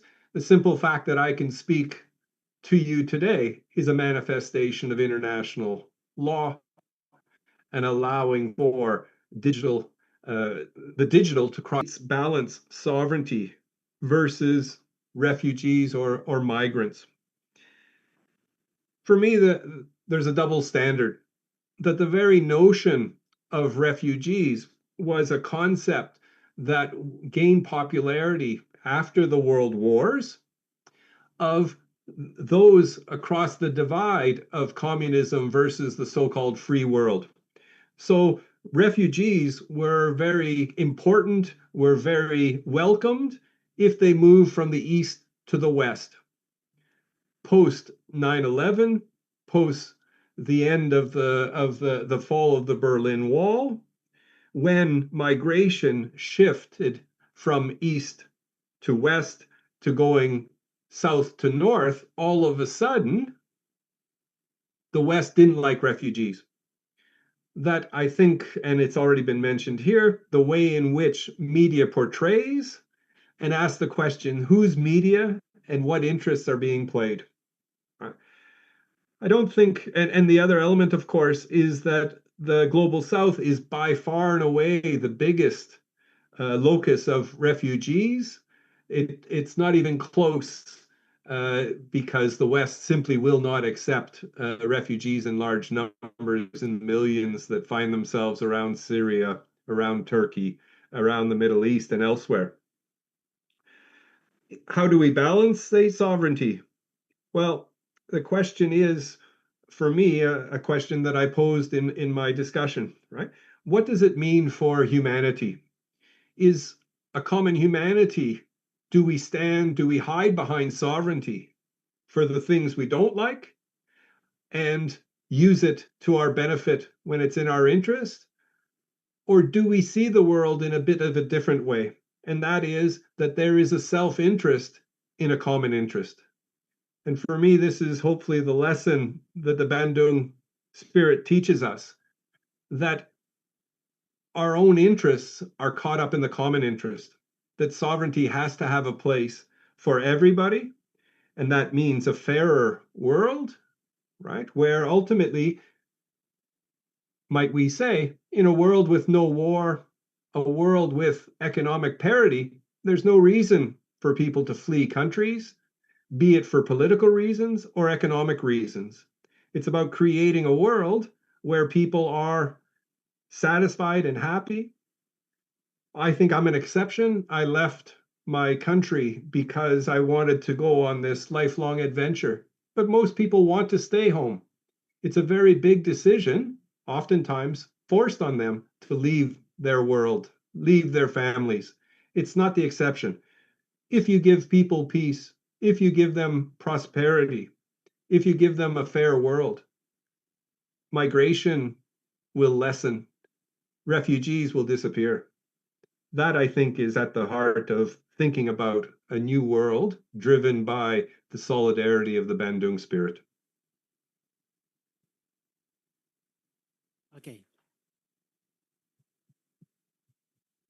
I invite more participants, of course. And if anyone in Zoom want to raise a question or to raise an opinion, just feel free to raise hand. Use the raise hand feature so I can figuring out to give you the chance to asking. But in the meantime, okay.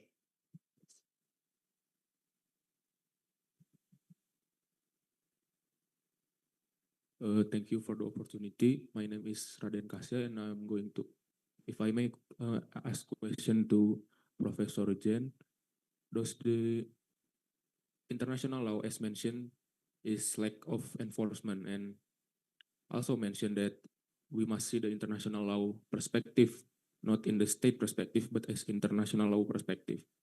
So my question is, does the new paradigm of no colonization and no slavery, is it moved by the will of state itself or by the global movement?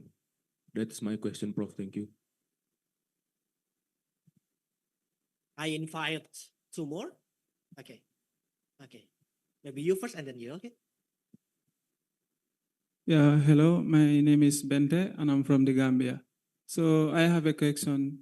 So I want to use my country as an example. So Gambia is a country with less than 3 million people. So how can these small countries contribute to the protection of human rights?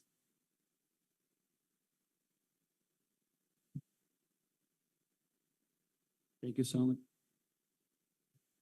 Thank you so much for inviting me in here, and I would like to ask both professors the same question. Like, it's obvious in here that... Can you introduce yourself first? Your name? My name is Abdullah. I'm from Yemen, actually.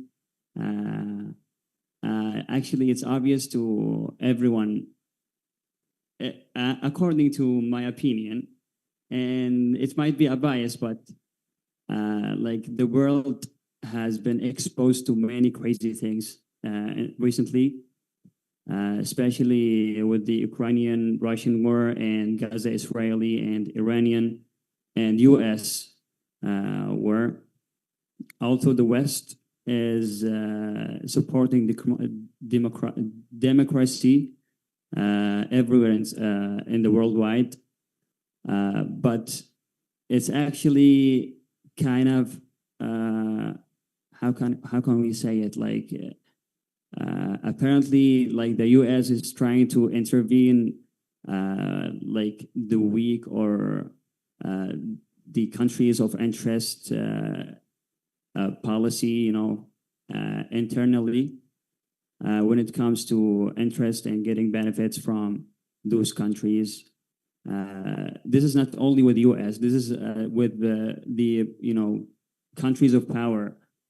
This is actually violating the law of international charter. What can we do? Because until now we just hear like what is the action that we have to do next, and what can people of in charge should be doing. Thank you so much. I invite you first, Pak Bunyan, to respond. Right, thank you. The first one is international law, yeah, and the global movement, how this contribution, yeah, to what you call reform or to enrich international law, yeah. Yeah, so it is as already mentioned by Professor that since Bandung conference, there has been more and more involvement of global South in participating in enriching or strengthening international laws, yeah, by giving inputs. As I mentioned before, that's actually the covenant, the international covenant of social and economic rights. It is mostly input by Global South, yeah, because the concern of Global South is not only because the West is more emphasis on civil and political rights, while Global South,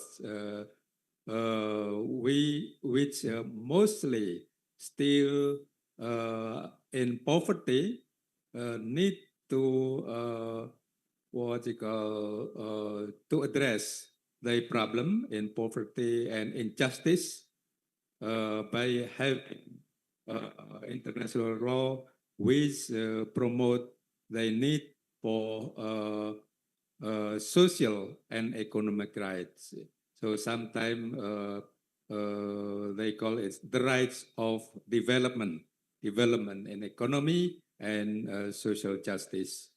So that's why international law will continue to flourish, yeah, by input from many countries, whether it is West or East, whether South or North. Thank you. And the second question is hope from Gambia. How Gambia, the small country, protect human rights? That's the main question. I think your country has already, Professor, Gambia menuntut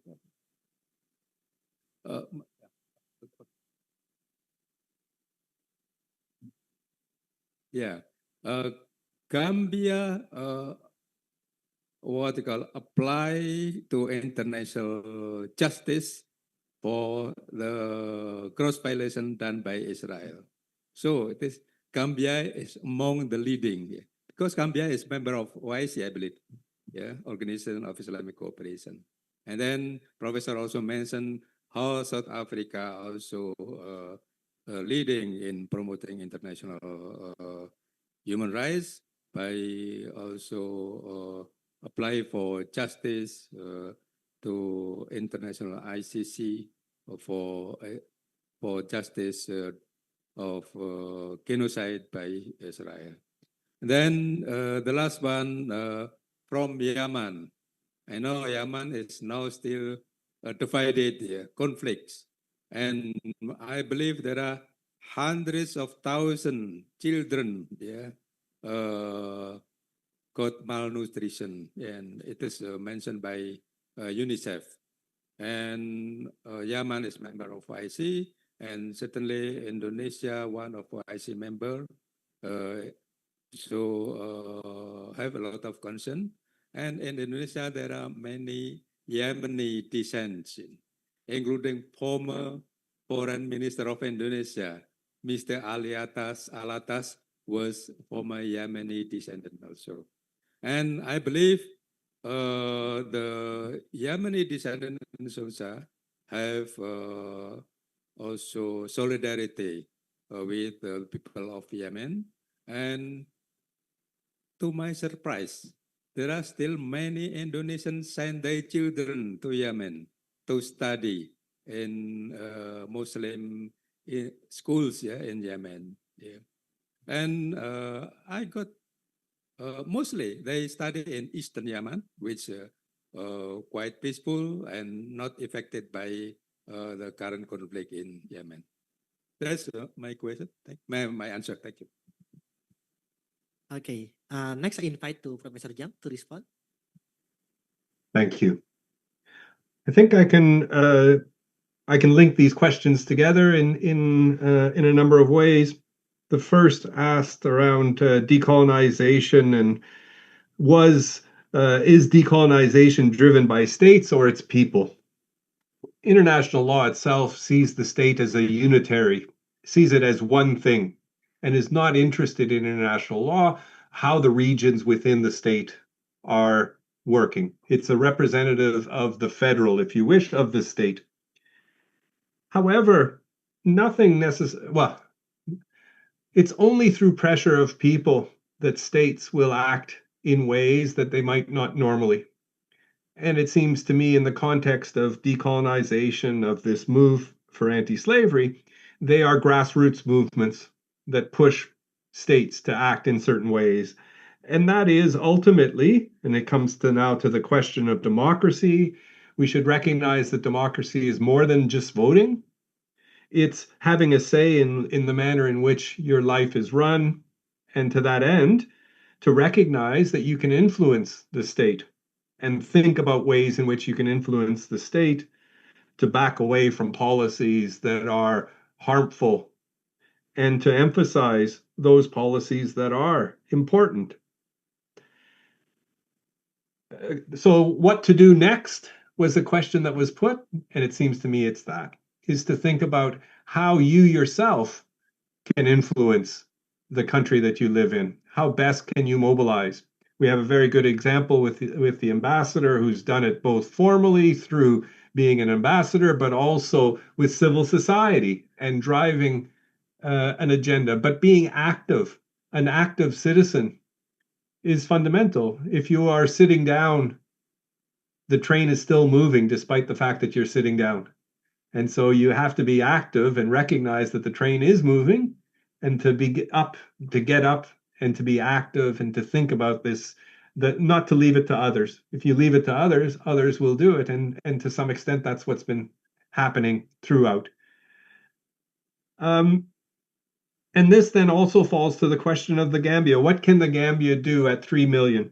Well, it's already been mentioned, the interventions at the International Court of Justice.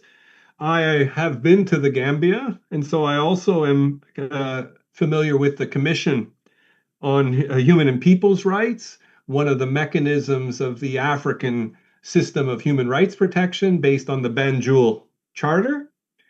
There, but for me,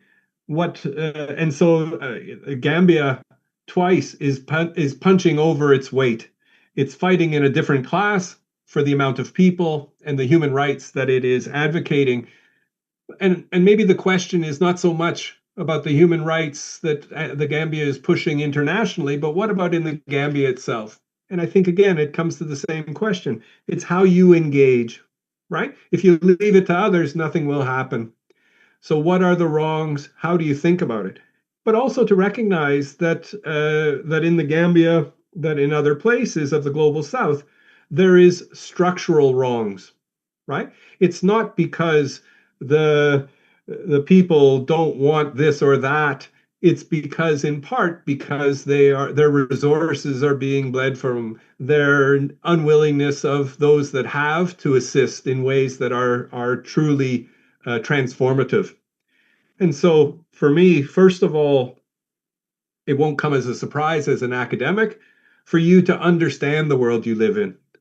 And this, for me, is how I teach my international law. I don't teach international law because this is how the system is, but rather I teach it to say, this is what's wrong. How do you change it? I don't necessarily have the answers.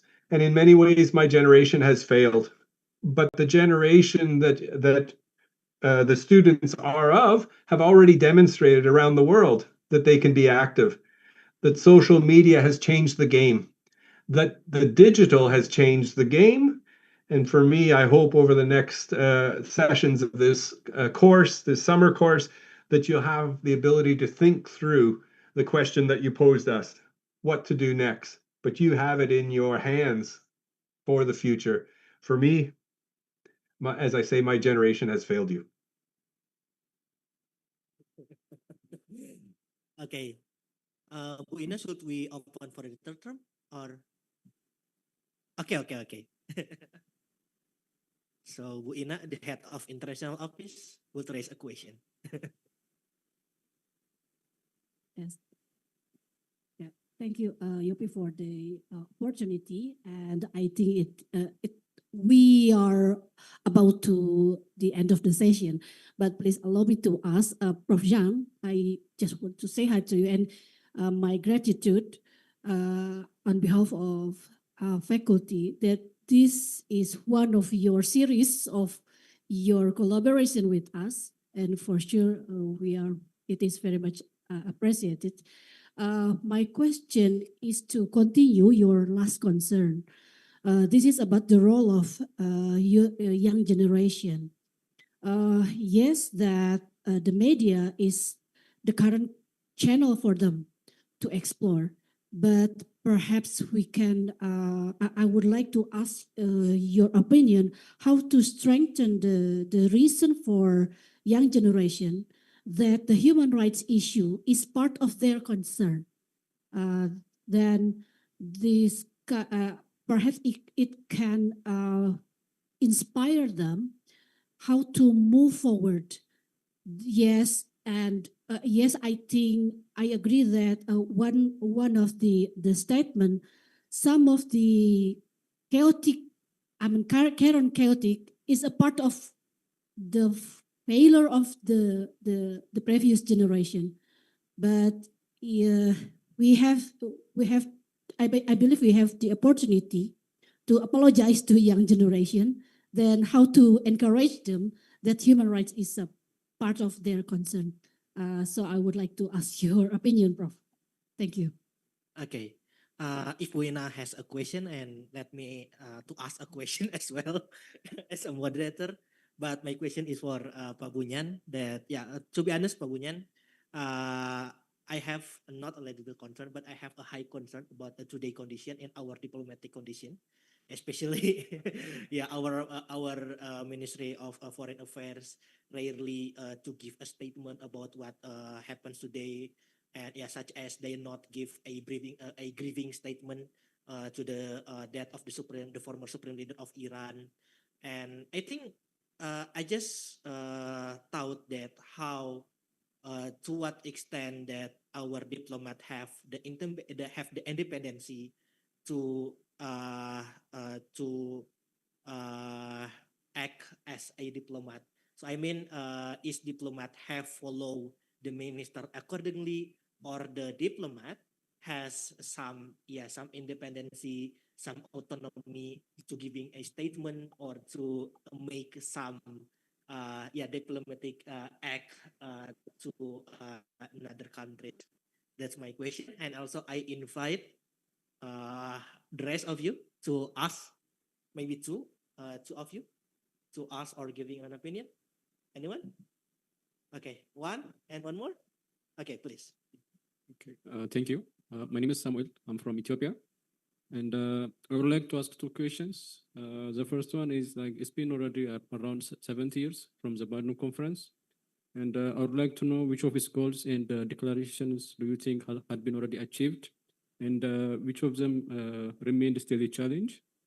And the second question is, I already said I'm Ethiopian, so Ethiopia had a unique historical experience compared to other countries in the global south.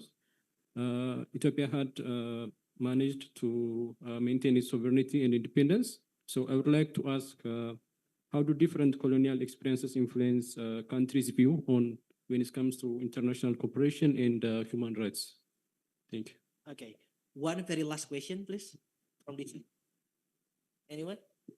Because only one of you who's raised a question. One of you, please. Okay, yeah, please.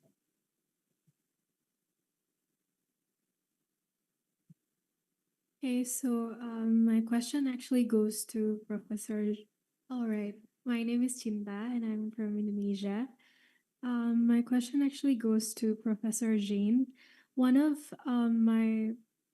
the topic that I'm most interested while I was listening to your previous lecture was the doomsday scenario and the question regarding whether or not humanity truly possesses the capacity to evolve despite the existential threat posed by nuclear weapons. This made me reflect whether or not our world is evolving at a pace that can effectively respond to unprecedented risk like we were talking about. And if the international order continues to evolve, how do institutions and framework continue to adapt along with the evolution that happens in the pace to effectively respond to that risk? That's my question. Thank you. Okay, please first, Pak Bunyan, to giving a final response, and then followed by. Okay. Thank you.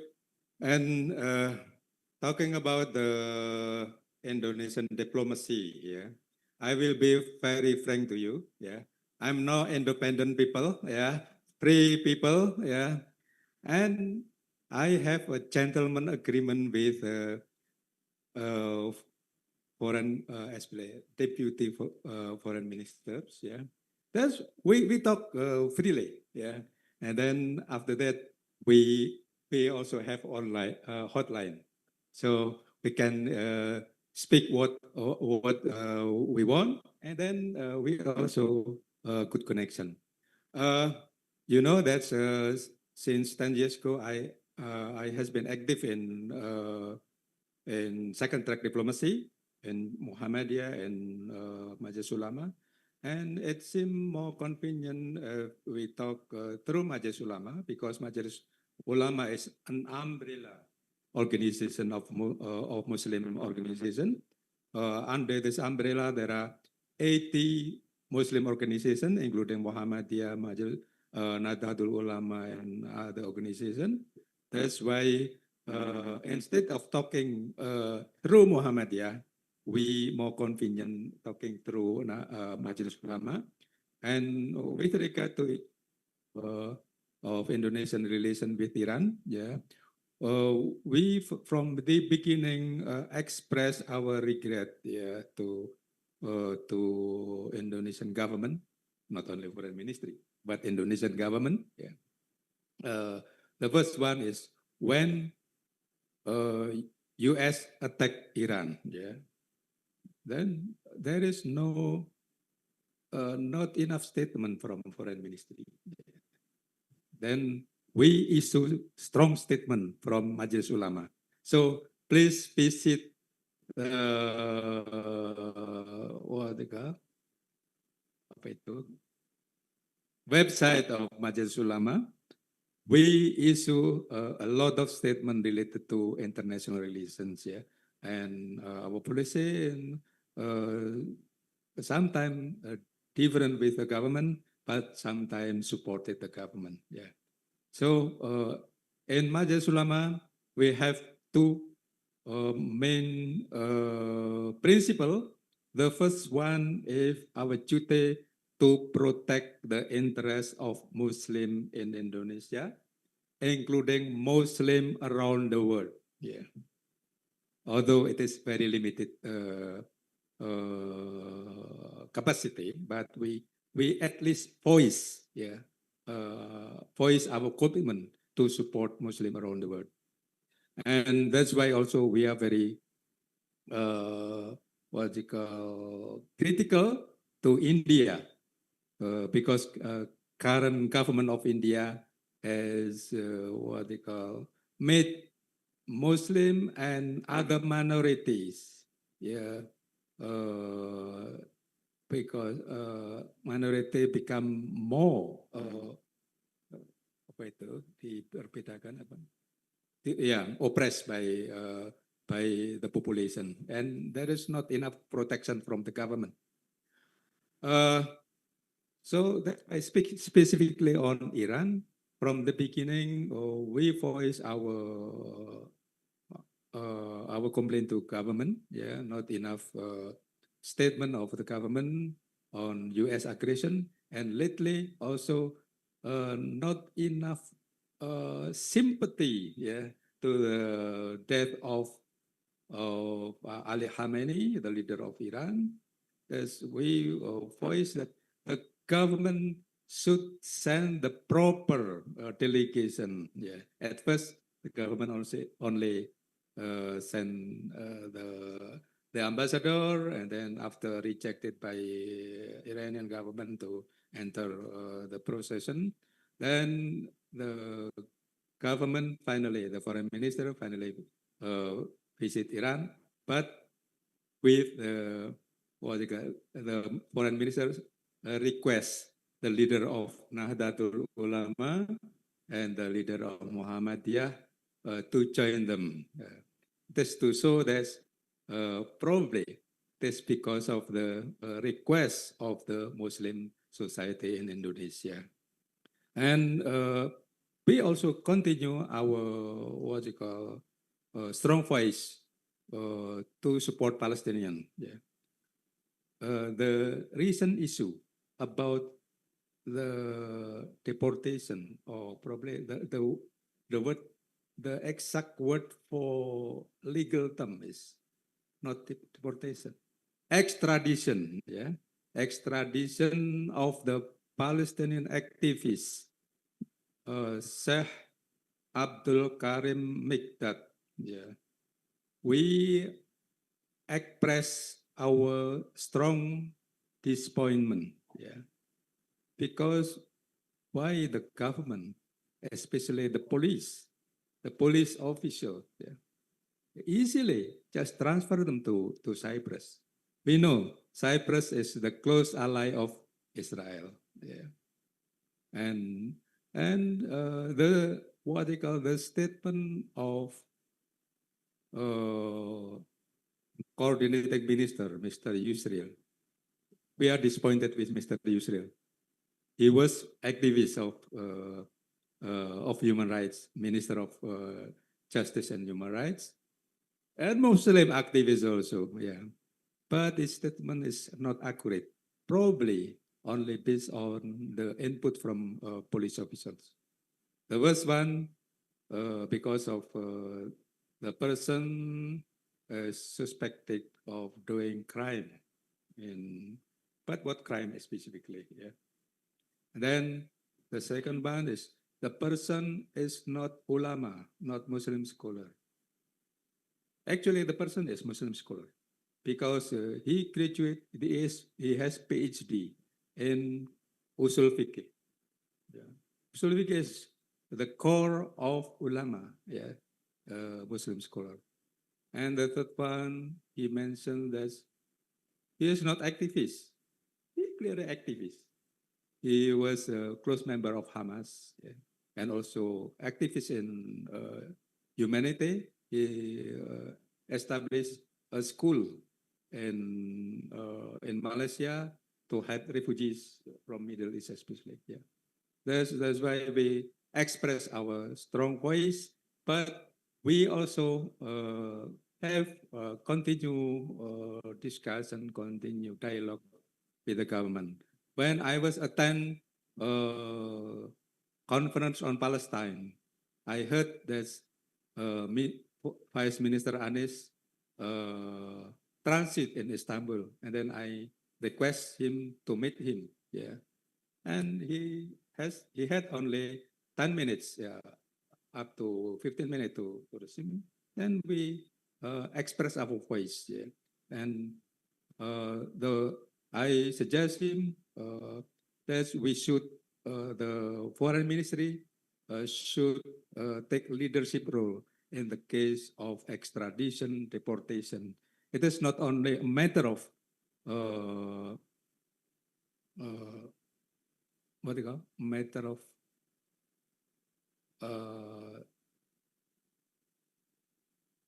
not only a matter of yeah, a matter of law, yeah, but it is also a matter of foreign policy. Yeah, usually extradition and should be guided by foreign policy. Thank you. That's my opinion. Thank you, Bunyan. Next, last from Professor Jan. Thank you. The first question was around the role of the next generation and how to ensure that human rights can be put forward and be part of their thinking. I have a very smart son, but what I've told him and stopped him in his tracks was to say that wisdom is both intelligence but also experience. And so to be wise is to have lived and seen. Every generation, however, has a blind spot when it comes to wisdom, because every generation says, oh, those youngsters, and has a healthy disdain for them. And this happens from generation to generation to generation. For me, I have much hope for this generation, that they can speak to each other online, that they can communicate. It is fundamental. How to ensure that human rights are put forward is something for their leaders to put forward, that our institutions can help them in learn. But ultimately, for me, the digital element can be a way of meeting, but ultimately it's the discussions once people meet. And it's for each of them to find their way. The extent to which human rights are emphasized, I think, is a very interesting question, and it comes to the discussions of the Covenant on Civil and Political Rights as a kind of Southern, quote unquote, Southern document. What are the rights that are most important to the communities that are affected by them? And how do they talk themselves and work towards change? We can, as academics, help them in sense of a framework, but we should also help them in letting them decide for themselves what is best. Again, because I think my generation has failed. I'm not sure I can give too much advice. It's for them to work through and to think how to make this world better. And part of it is, how can you make this world better for the next generation and the next generation and the next generation? And to have that long view, a long view that should also extend backwards, right?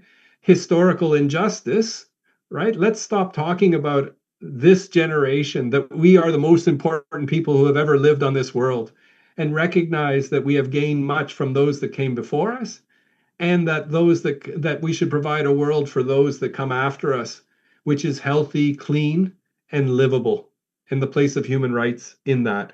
So I think for me, there is wisdom in allowing the next generation to find its feet, and to the extent that they ask for help, but not to seek to guide their approach.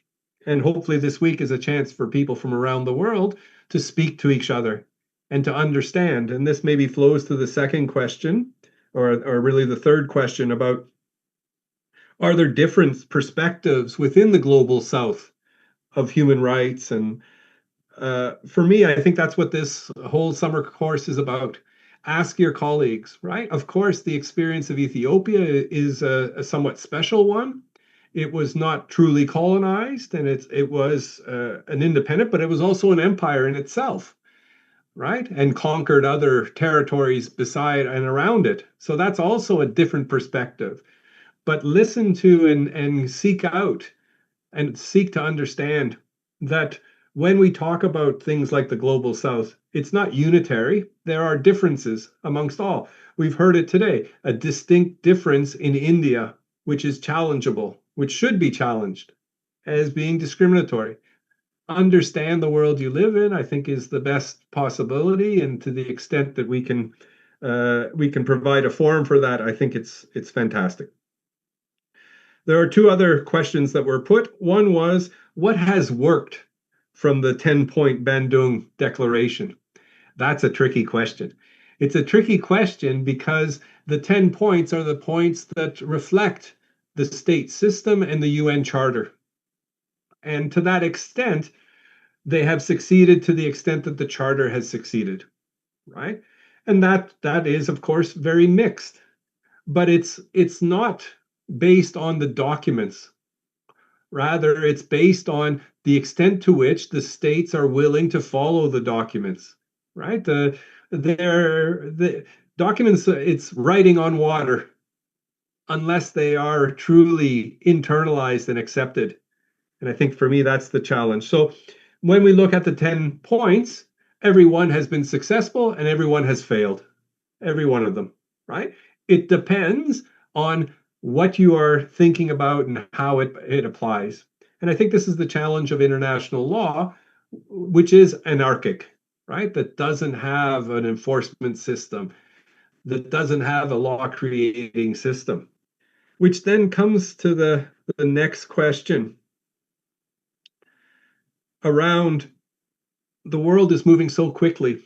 And again, the opportunity to talk about a digital era provides those participating in this summer course to think through how, in a very quickly moving world, how can IGOs, intergovernmental organizations, respond?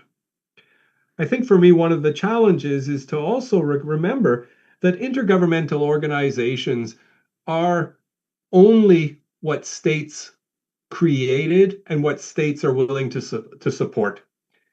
At the moment in Geneva, UN Europe is under dire financial support, or it lacks financial support.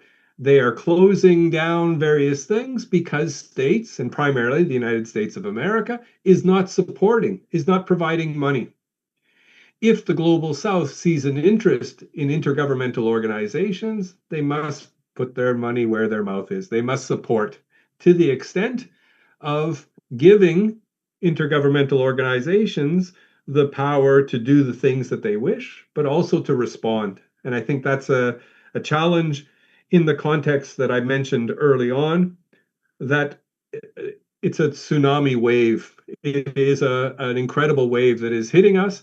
And the question is, how best can we relate to that in a way that allows for international order and the role of intergovernmental organizations in facilitating cooperation and peace? That so-called international liberalism that I spoke of, liberal internationalism that I spoke of at the start of my discussion. Thank you. Thank you, Professor Jang. And let's conclude our lecture today, our discussion today. And we would like to express our thankfulness to Pak Bunyan and also to Professor Jang. Please coming again if there is an invitation for us. Looking forward to it. And of course, this is not the last of our collaboration also with Professor Jang, because you are the adjunct professor and at the Faculty of Law. And so with Pak Bunyan, please come again. And we wish you to have a very great discussion today. Thank you for our participant as well. And we will meet again. Okay? Okay, do you want to express our closing words? Okay. Yes, thank you very much. Before you closing this session, I would like to express my message to young people, the students. Please continue your effort to study, in order to promote peace, humanity, and justice, because of the core of human right is upholding humanity and upholding justice, and for the sake of the whole humanity around the world. Thank you very much. Any last word from you, Professor Jang? I could not have said it better. Those sentiments are beautiful, and I agree with them completely. And so I'll leave you with the fine ambassador's words. Okay. Okay. Thank you for all of you, Pak Bunyan, Professor Jang, and all of the participants. We will meet again tomorrow at 9 a.m. In the same room, in the same place. So thank you. We will see you next time. Assalamualaikum warahmatullahi wabarakatuh. Assalamualaikum. Prof. Jang, thank you. Cheers. My regards to Dr. Gina. Thank you very much. Cheers. Okay, thank you. I look forward to seeing you live in person. See you. See you soon again. Bye-bye now. Bye-bye. Thank you.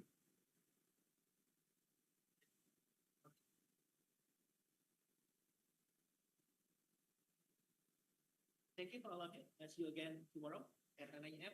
at the very place. Oh yeah, and don't forget to take lunch outside. So you can, and you can enjoy it. Good. From Ethiopia. Good one. You study? No? Yeah? Oh, kita boleh.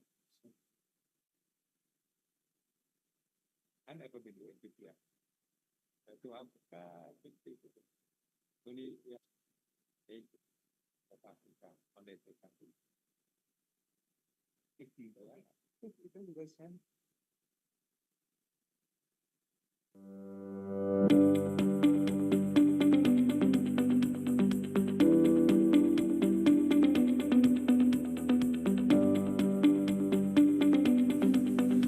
Universitas Padjadjaran Faculty of Law has a national and international reputation for legal education. Established in 1957, Universitas Padjadjaran's Faculty of Law is prominently known for its legal educators, thinkers, practitioners, and bureaucrats who play significant roles in Indonesia's legal development. Following the advance of legal education and contemporary legal issues, Universitas Padjadjaran Faculty of Law expands its focus of study under several departments with competent lecturers.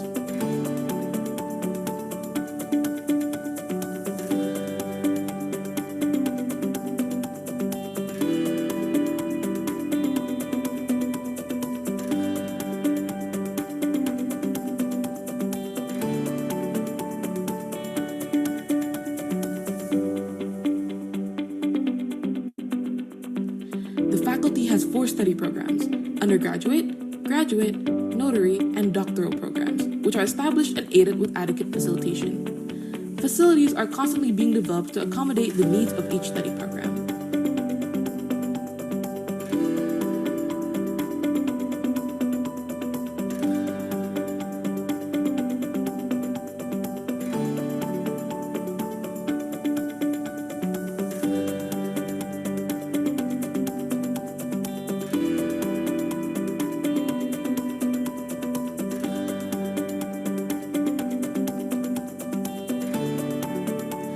Consistently conducting the three pillars of higher education has brought us excellence in academic, research, and community dedication fields.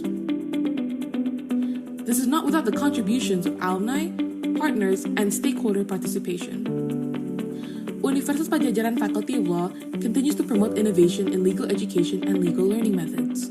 Students are also encouraged to involve themselves with the community through our clinical legal education and Merdeka Belajar Kampus Merdeka programs. As a research university, research in our faculty is conducted and developed to acquire not only national but also international recognition. It is also conducted to help create a significant impact to the community.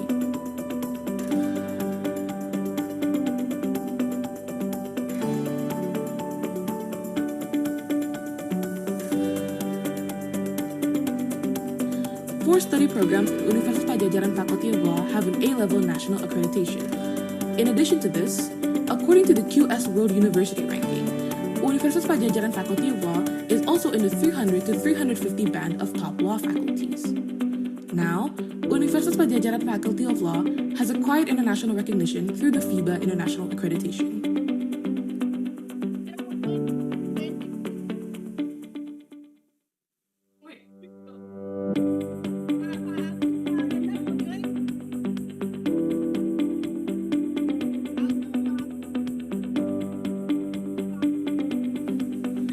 Universitas Padjadjaran Faculty of Law has a national and international reputation for legal education. Established in 1957, Universitas Padjadjaran's Faculty of Law is prominently known for its legal educators, thinkers, practitioners, and bureaucrats who play significant roles in Indonesia's legal development. Following the advance of legal education and contemporary legal issues, Universitas Padjadjaran Faculty of Law expands its focus of study under several departments with competent lecturers.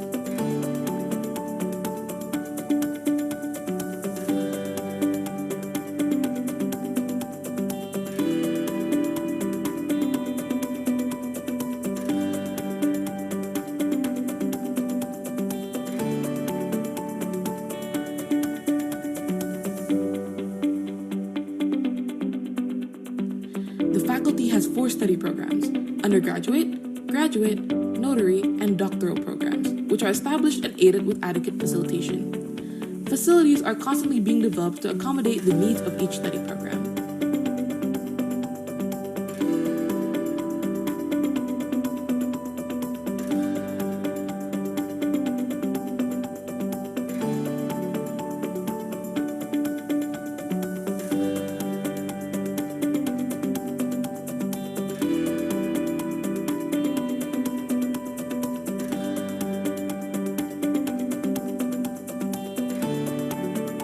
Consistently conducting the 3 pillars of higher education has brought us excellence in academic, research, and community dedication fields.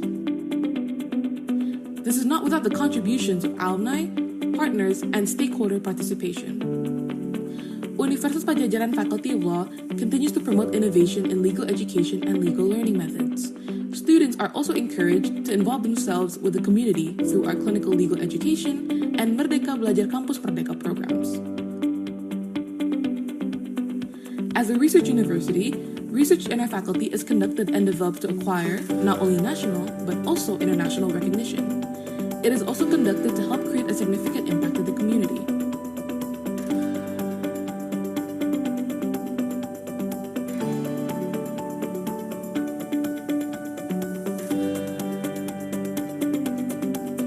Four study programs at Universitas Padjadjaran Faculty of Law have an A-level national accreditation. In addition to this, according to the QS University Ranking, Universitas Padjadjaran Faculty of Law is also in the 300 to 350 band of top law faculties. Now, Universitas Padjadjaran Faculty of Law has acquired international recognition through the FIBA International Accreditation.